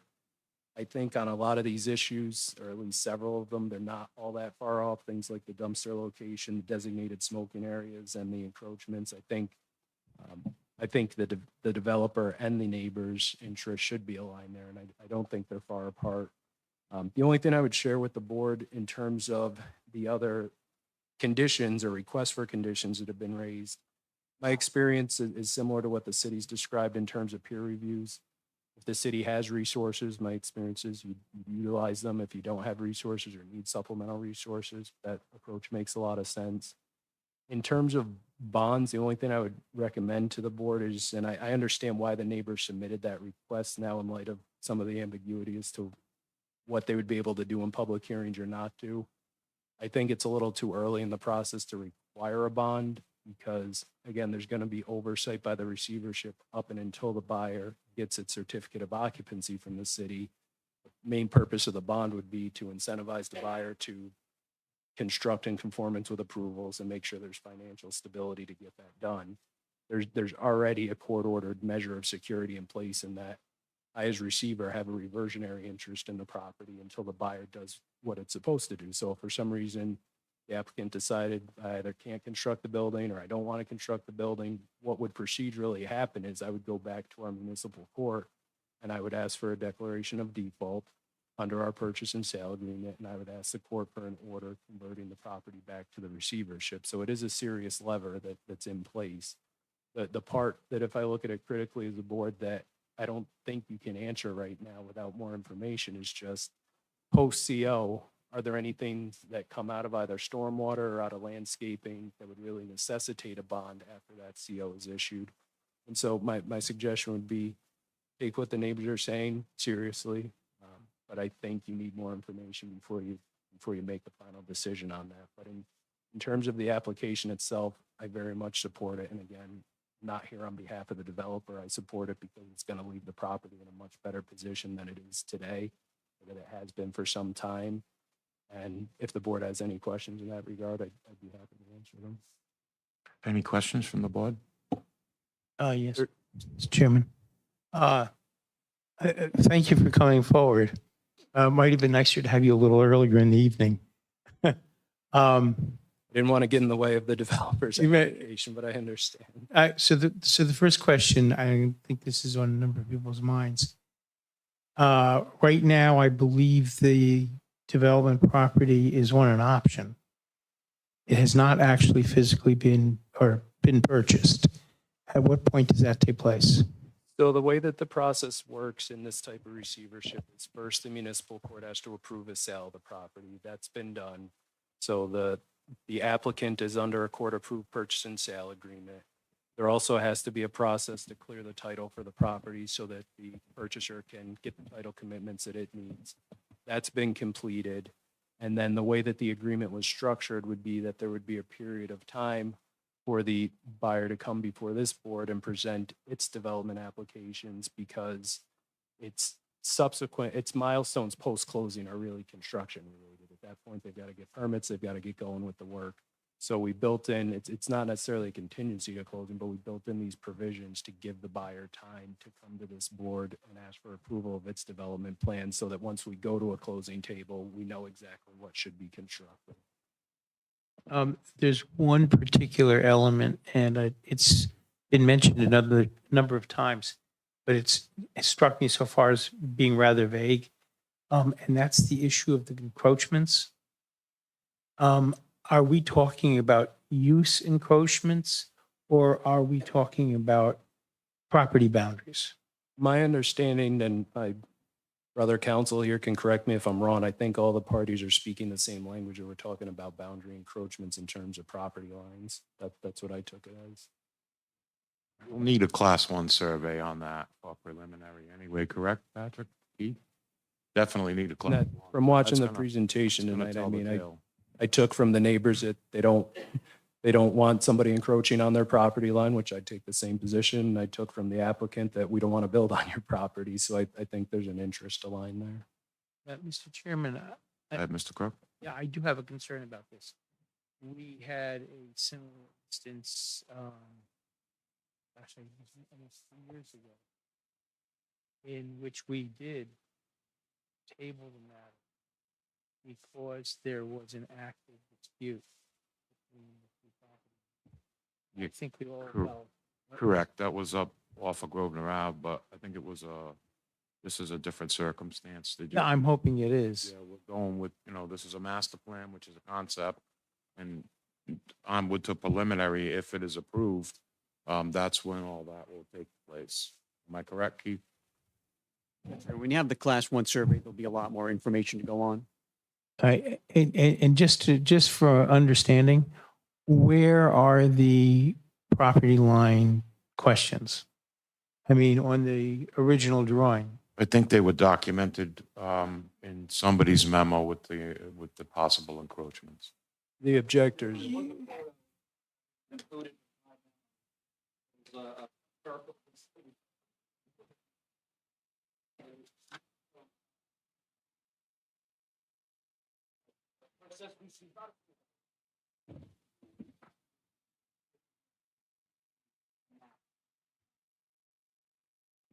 That'll definitely be addressed with a class one survey. Very good then. All right. Thank you. I Any other questions, from this gentleman, from the board?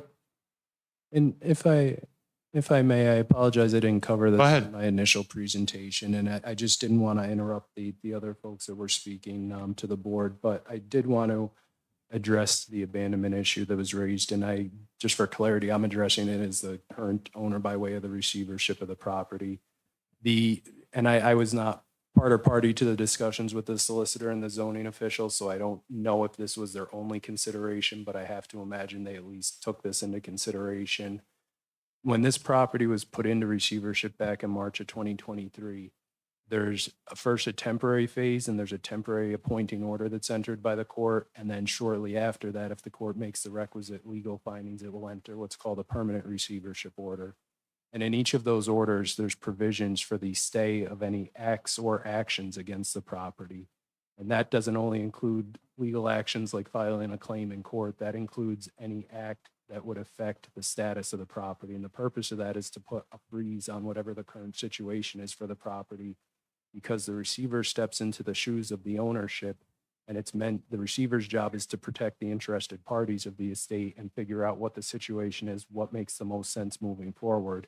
And the only way you accomplish that is by freezing the property legally at that point in time. So there's been no use abandoned. My instructions from the municipal court were quite the opposite. It was market this property for development, get abatement proposals, come back to the court with proposals, and the court will approve, what it feels is in the best interest of, in this case, of the community and the city.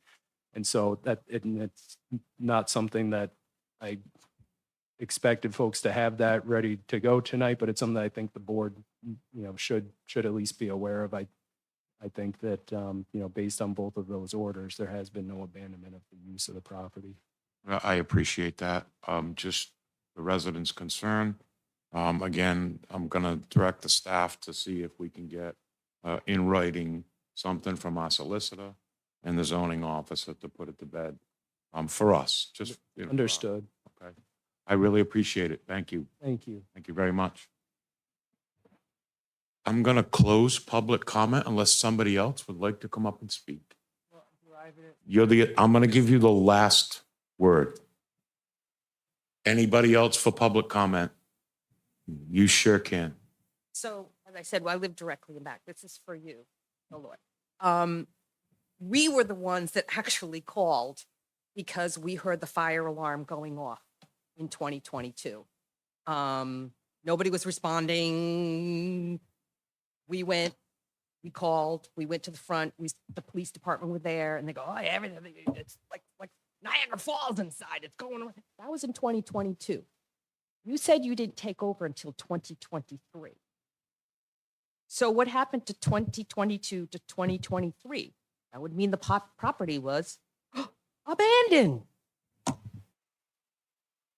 Why? Nobody was in it. Thank you very much. Anybody else like to speak, public comment? Seeing none, we're going to close the public comment end of it. What I would like to do is bring the attorney up for the residents first, for his last words, and then the applicant for his last words, and then we can deliberate among the board. Thank you. All you, sir. Thank you, Mr. Chairman. I don't know that I have a lot to add, except to reiterate that after everything that we've heard tonight, we would still maintain our request for all of the items listed in our memorandum. I think that, you know, what we've heard from the receiver and others is that these conditions would be appropriate for the neighbors. I think that we carefully tailored this to ask for things that are reasonable and that are within the board's power to grant. Thank you. Thank you very much.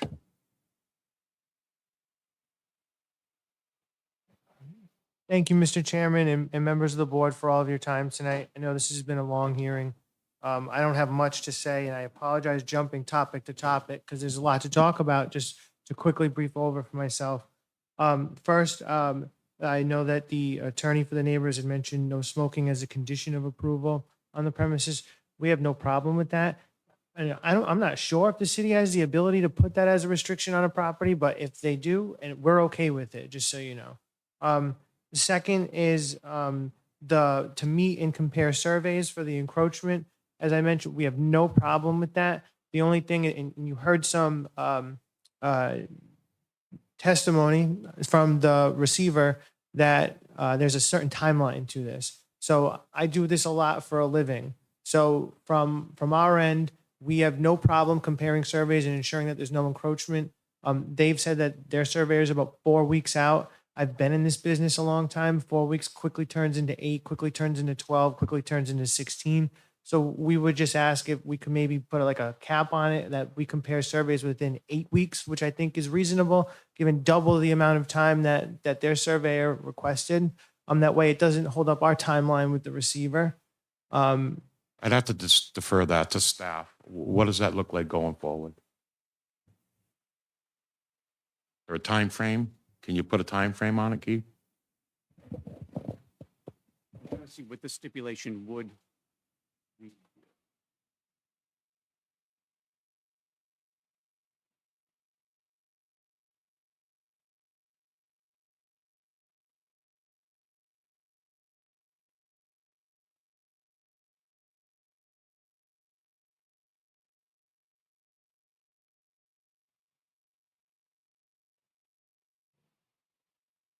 Yeah, I mean,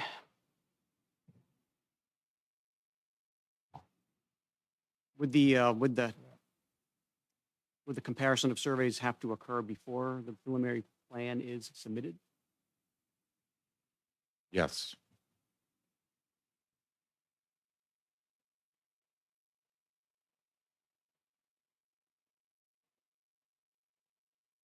Yeah, I don't know. I mean, I appreciate the concern that you don't want to be held up to just to submit the preliminary plan. It could be held in perpetuity in theory, if there's no timeline on it. Yeah, I mean, our staff usually deals with that. I'm not going to sit here and put a time limit on what something's going to get surveyed. Which goes with the next piece of process if this is approved. Is that fair enough, Keith? Yeah, and it'll certainly be, taken into consideration no matter what stage it is. If there's another survey that shows there's some sort of discrepancy there, it's something we'll all take very seriously. Okay. The next item is someone had mentioned removing trees in the back, that they had seen some pins or flags. The proposal is to not remove any trees except for there might be 1 or 2 small ones in the front, but nothing in the back that is being removed as part of it. That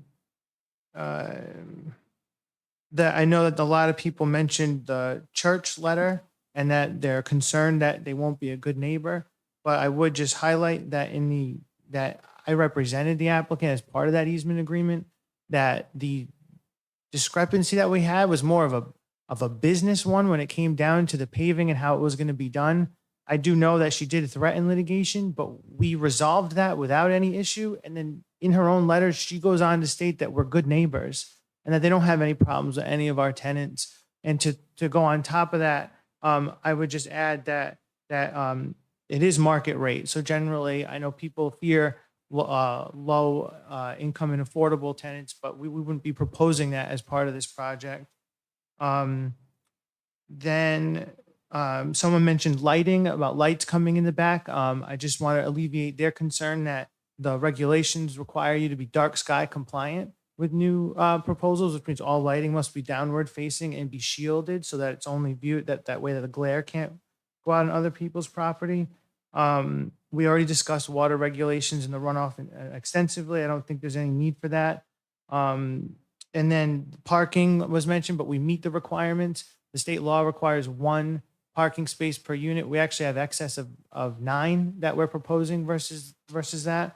And then the last one was just the screening on the church side with the stone wall. The architect did mention that, but from what I recall, he just said he would look from guidance from the board on what to do because there's a stone wall there. If the board preferred to preserve it, great. If they prefer a fence, great. And that's it, Mr. Chairman. Thank you. Thank you very much. Appreciate it. And one quick question for you. Mr. Crook.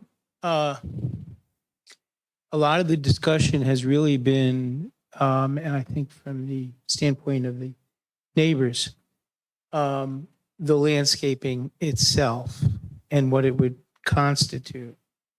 Are you folks ready to commit to putting evergreens along that back lot? It seems to me that's really a major part of all this.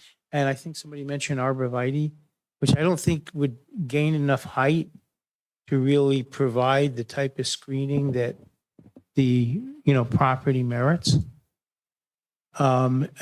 Is that something that you folks are willing to agree to now? I don't, Mr. Crook, 1 second. So we let me just get, how far apart are you guys, the attorney for the residents and you? How far apart are you on all of these asks?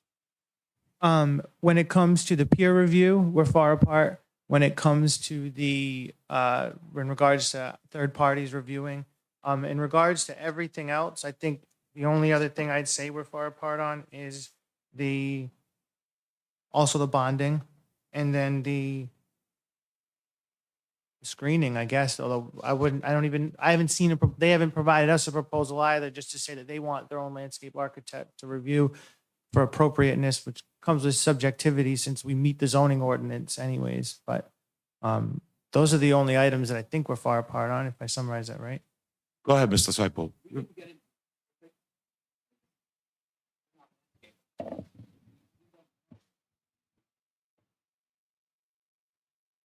Just-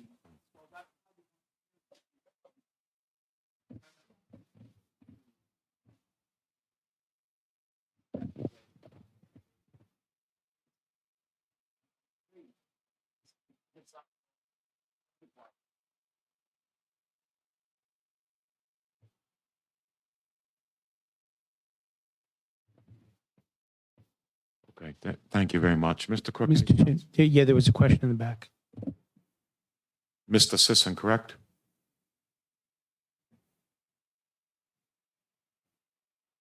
Yeah, we have no problem with agreeing to evergreens or tall arborvitaes along the back. Please, thank you. Thank you. Okay? Okay. Thank No, you. yeah, we were told that one property is already screened very well, and we're going to keep those trees. So I think it's a direct neighbor in the back that we're discussing. So however far along their property would go, because I know our fence line's very long. I don't want to commit to the entire length of the back, but to what would visually assist them, I think we have no problem with that.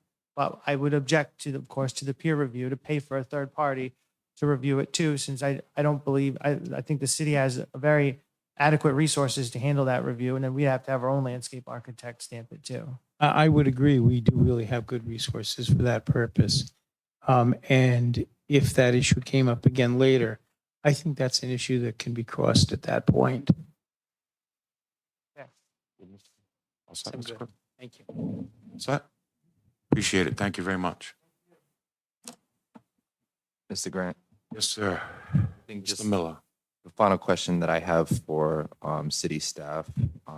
Patrick, do you know if the city is really hung up on moving the proposed trash area, even though it sounds like that wasn't really a point of contention? Or is that something that the city would be willing to work with the applicant if we were to grant some sort of approval? I think we're very flexible on where the trash receptacle area is, where the dumpster is located. I think we would like to see the landscape plan first, and then we can make the final determination. Thank you. Thank you, Mr. Miller. Yeah, I mean, this is a tough one because, what do we do with the building just sitting there? And I'm probably inclined to approve master plan with all of the conditions that the neighbor's attorney is asking. So that's where I'm at with it. I mean, these people have lived there forever. I've lived in East Providence 42 years. Their concerns are their concerns with a project like this. So, I mean, I don't want to put any added burden on an applicant, but these concerns from these neighbors, I think, is something that we as a board need to address. So that's where I'm at with it. Anybody else? Yeah, Mr. Chairman, I do agree with your point of view. I think this is a special and somewhat unusual project. I can understand the concerns of all of the local residents. But I also do have great trust in our planning department. Although I will ask them on your behalf to do your absolute best to make this right. The conditions that were provided by your attorney, most of them really basically are the nuts and bolts of what we already have in the regulations. And I think you're just asking us to make sure we follow the rules. So I can't see any discrepancy, any reason to suggest that that's an undue burden on the developer. The only thing I would ask, I think, I don't think, did we actually meet the developer here tonight? I don't know who that person was. You may have, well, sir, I will just say this, and I'm not trying to chastise you. You may have gotten off on the wrong foot with some of these local residents. You're going to be a resident to them. They're going to be a neighbor to you, and vice versa. And I wish you the best in making sure that someday when it's all done, somebody from the neighborhood brings you a pie and thanks you, right? Because the area is an eyesore and this project does need to be done. Thank you, Mr. Crook. Any other board members, please? Hearing none?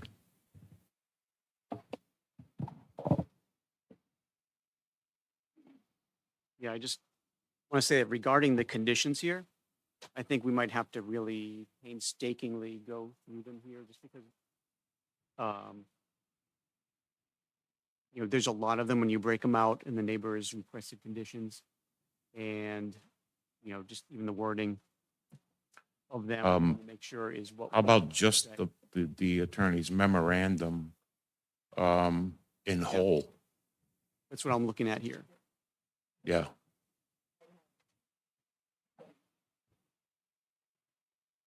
Go ahead, correct. Slopes. I'd oppose to the requirement for the peer review for the landscape. I would defer to the city on that and would not have that as a stipulation. The landscaping. For for the peer review for the landscaping?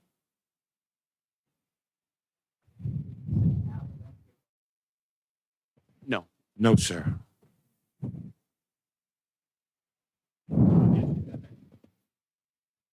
Correct. Can I ask the city how often we require a third-party peer review for landscape architects? I haven't seen it. I've only been here for about a year and a half. So. Just to answer that, we have in the past, multiple times, peer review on a landscape. The only thing is, Keith could know better than this, if it's got to be something on paper for preliminary, right? For landscape. So we can address it then and there if it's something that staff feels it's needed or whatever. We've done that in the past. So, but we need I mean, this is just a concept, obviously, for the public, but once it comes to preliminary, we got a dialed-in plan. And landscape is usually on it, correct, Mr. Crook? I mean, Yes, it does. landscape is pretty heavy on it. So I'm not sure at this stage if it's peer review. I could agree with that. I just want to make sure that the residents get their fair shake. Yeah, Mr. Chairman, I think where we've worked with this before, we recommend it in the case where there is some concern about the adequacy of the landscaping design that was done before. Let me flip the whole question around.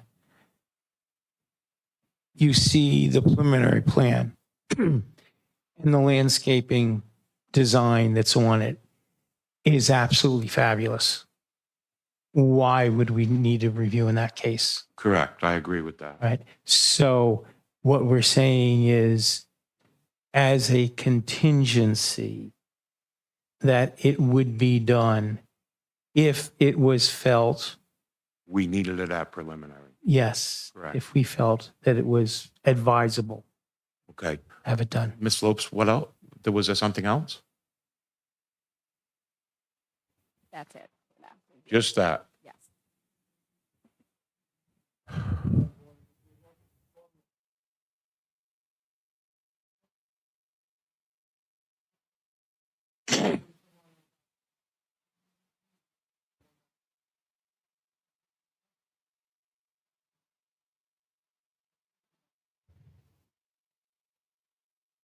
One of the ones I'm looking at too that, is a valid issue, but just the wording of it is one that the developer must correct the stormwater flooding problem, which is very open to interpretation. That would need to be dialed in a bit. So, I mean, with the stormwater, staff is asking for the peer review, correct? On the stormwater. Well, with that, I don't know if that's been decided tonight. We talked about before how the city engineer usually reviews those and asks for peer review when he feels it's necessary. Okay. But I don't want to cut any corners with these residents, though. Right. So, again, if you want to try and dial it all in for specific things, but I would like to see all of the residents' concerns at least adequately met. I'm not talking about spending the developer's money on peer reviews, because we do have good staff, and when that preliminary plan comes to us, it's very detailed, and we can pick it apart and approve it or deny it, any part of it. So that's where I'm at with it. And the public is always invited to every meeting and can speak, and we listen, and if we got to address something or remove something or add something or approve or disapprove, that's what we do. And Mr. Chair, we do have the latitude to request the peer review ourselves. Correct.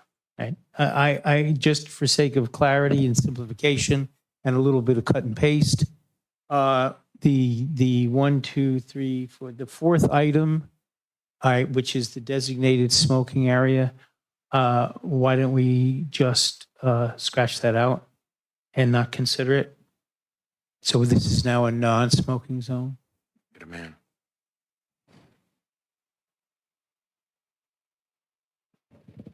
And then with that modified language, I think that the rest of the four should go.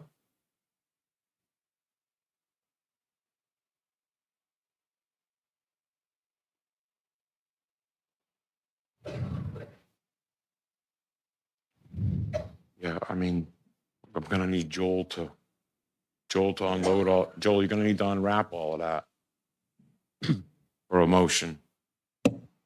Welcome to the planning board. If I can clarify, Mr. Crook, Yes, please. you want to not have the stipulation about a designated smoking area. But Right. were you looking for some sort of condition that smoking is not allowed there, or just to eliminate that? That's what we're just- saying. Smoking will be prohibited on site. That's I guess my concern, which is a little arcane, I guess, is I don't want smoking to be something that the zoning officer has to investigate if a resident is smoking. I don't really think, Joel, I don't think we can actually control any of that, can we? I mean, if the poor, I don't believe the city. no, I mean, if enforce the, whether the property applicant, is smoking if or he's got people smoking on his property, nobody's gonna, I mean, it's not his fault. that would be to the owner of the property. Correct. At least that, not the city. I mean, you could tell him not to, but it's not against the law, so, and nobody's gonna call. So I don't get part of And it. if someone did call, I don't think there's anything the city. I think it's minute compared to what else we're dealing with here with the residents. I think the concerns of the residents are my number one thing right now, so.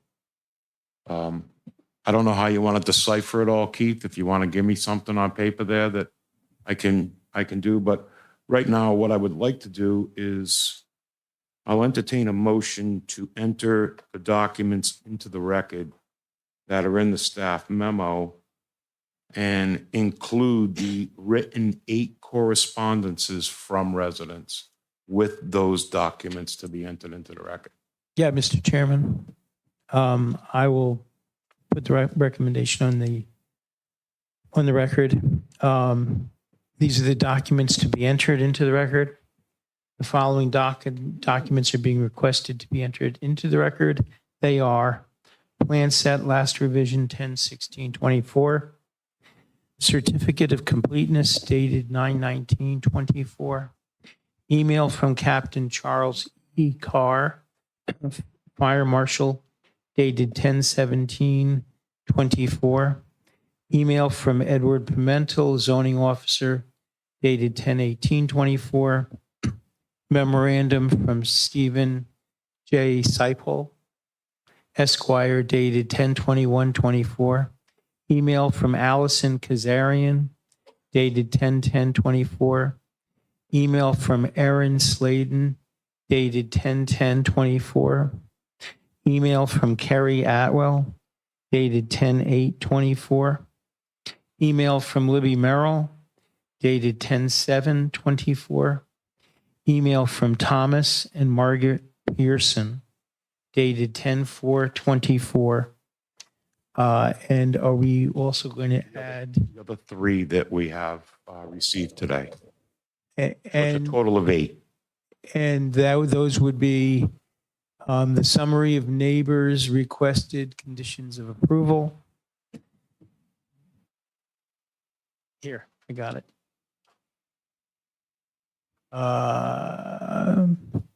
Email from Michelle Martins Botello, dated November 18, 2024. And give me a document and I'll put it on. This one. Thank you, sir. Oh, and letter from Church of the Epiphany, dated October 22, 2024. Motion made by Mr. Crook, Seconded. seconded by Mr. Miller. All those in favor, please signify by saying aye. Aye. Aye. Ayes have it.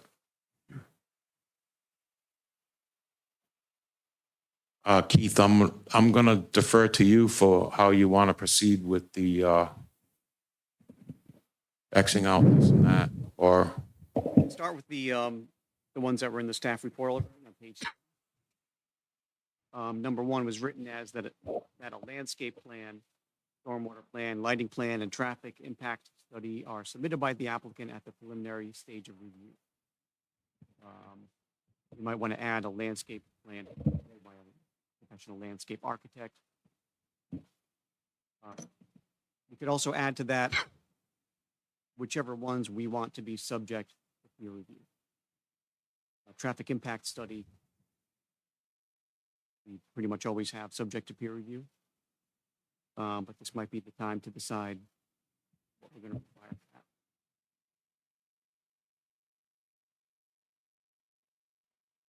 So let's start with the landscaping. So the landscape plan, stormwater plan, lighting plan, and traffic impact study is submitted by the applicant at the preliminary plan stage of review. You want to remove some of that? Is that what you want to do? I think we could just add to it which ones we want to be subject to peer review. So we'll add to it which ones we want to peer review. Traffic is a given, but we've sort of debated back and forth stormwater and landscaping. Can't we just read these ones in and then just tack it on? Yeah, we could do that. So let's go with this. I'll entertain a motion.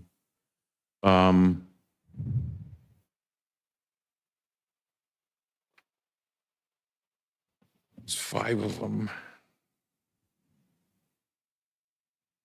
I'll entertain a motion that the planning board grant conditional approval of the proposed modification of previously approved LDP as proposed, subject to the following conditions. So in number 1, that a landscape plan, stormwater plan, lighting plan, and traffic impact study is submitted by the applicant at the preliminary plan stage of review, and add which peer review by staff that they would like to do as far as landscape architect. Fair enough, Keith? I'm sorry, could you repeat that? So the landscape plan, stormwater plan, lighting plan, and traffic impact study is submitted by the applicant at the preliminary plan stage of review. And you're going to add on the landscape architect peer review possibly, the traffic study, and the stormwater. Right. And I'll entertain that motion on the first one. So moved. Second. Mr. Crook, seconded by Ms. Lopes. All those in favor? Aye. Aye. Second is that the proposed trash area is moved to the northeast portion of the parcel of the rear parking area to diminish noise and odors that may have potential to impact abutting single-family dwellings at 39 Millburn Road, 51 Millburn Road, and 55 Millburn Road. Is that correct? Yeah, and this one we talked about just not having. Okay, so we're going to strike. To have this where the neighbors feel it's more beneficial. So you want to strike 2? Yeah, I think we could. Right. Let's strike 2. That all expenses incurred by the city for the public notification requirements are paid for by the applicant. So moved. Motion made by Mr. Crook, seconded by Mr. Miller. All those in favor, please say aye. Aye. That the preliminary plan is based upon the approved master plan, and further, the preliminary plan and supporting documentation meet the requirements of the East Providence Land Development and Subdivision Review Regulations. Second. On a motion by Mr. Miller, second by Mr. Crook. All those in favor, please say aye. Aye. Aye. And that the proposal shall meet all applicable city, state, and/or federal regulations and requirements. Moved. Motion by Mr. Miller, second by Mr. Crook. All those in favor, please say aye. Aye. All opposed? No? Thank you very much. Now we do, do we want to add other conditions of approval that were on? You tell me. Let's take a look. We already have on there landscape plan shall be subject to a peer review.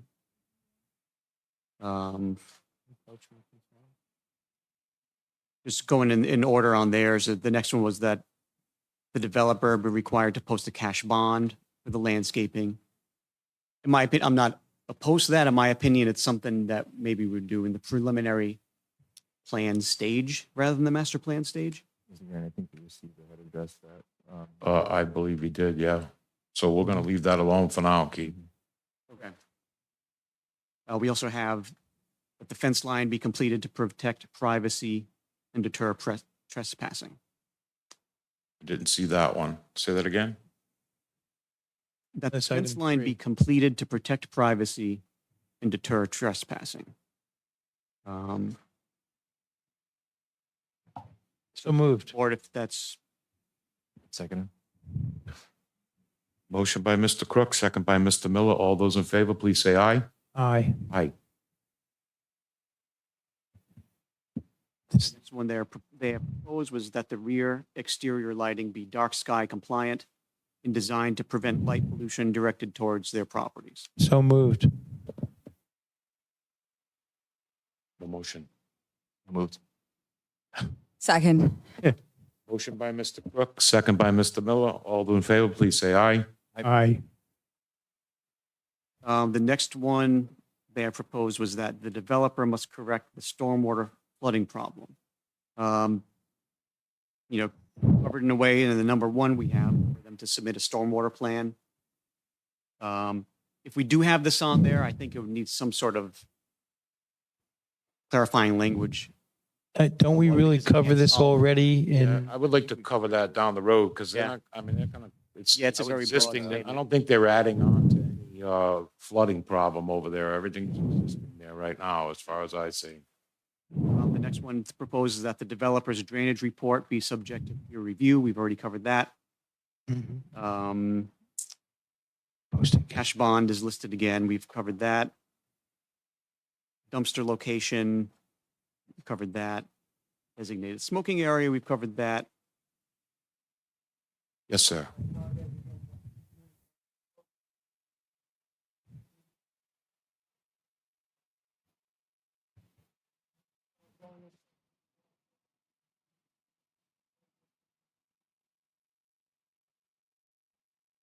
Yeah, I have no problem with that.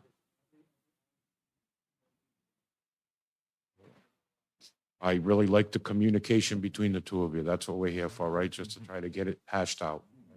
But that we don't even need to take a stand on. No. Mr. Burns, Yeah, I think the last one that's proposed here is that condition that would require the developer to meet and confer with them, meaning the neighbors, before final plan approval to compare their surveys and ensure there are no encroachment issues.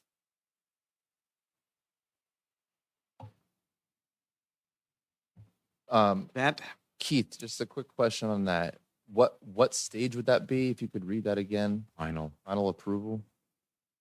What, right, my question for the city is that currently expected of any applications that would be receiving approval where they would have to do an assessment of like the lot lines to ensure there's no encroachment? Or is this more like, usually it's just an issue that is reviewed when when a survey is submitted. and would that occur beforehand? Yes, Yeah, it would be preliminary, beforehand correct, when the yeah. Preliminary plan is We're gonna submitted. see it. Yeah, I'd think on that. Hmm. I would make a motion for that.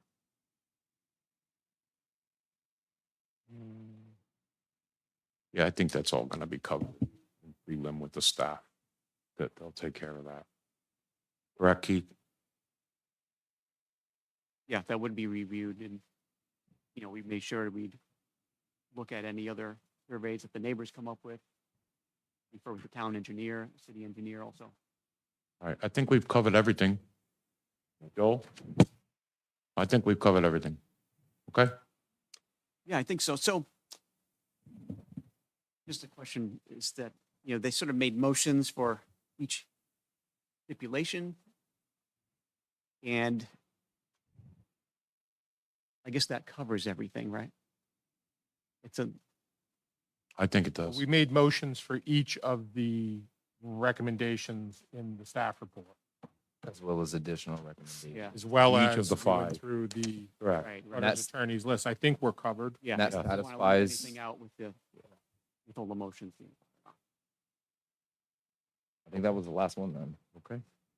Thank you, everybody, for coming. Thank you very much. Hope we made some progress. Thank you Good very luck with much. your project. Appreciate you coming. Really do. Thank you very much. Okay, let's finish the meeting here if we can, please. We could just finish the meeting real quick. If you could just leave, give us 1 minute, we'll clean it up.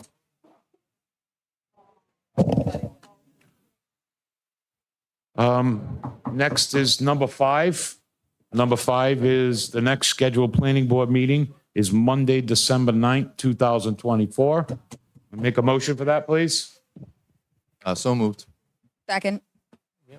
Motion by Mr. Miller, seconded by Ms. Lopes. All those in favor, please say aye. Aye. And next is, can entertain a motion for adjournment. Just before that, just before Oh, that, hold the phone. do we have to enter approval of the minutes? I tabled them. We tabled them. Okay, so that is till the tabled. 9th. I didn't get them in my packets. Yeah, I didn't see. didn't either. Okay, Motion to adjourn? so moved. Yes. Second. All those in favor? Aye. Aye. Oh, you missed the chairman. Wow, that is a tough.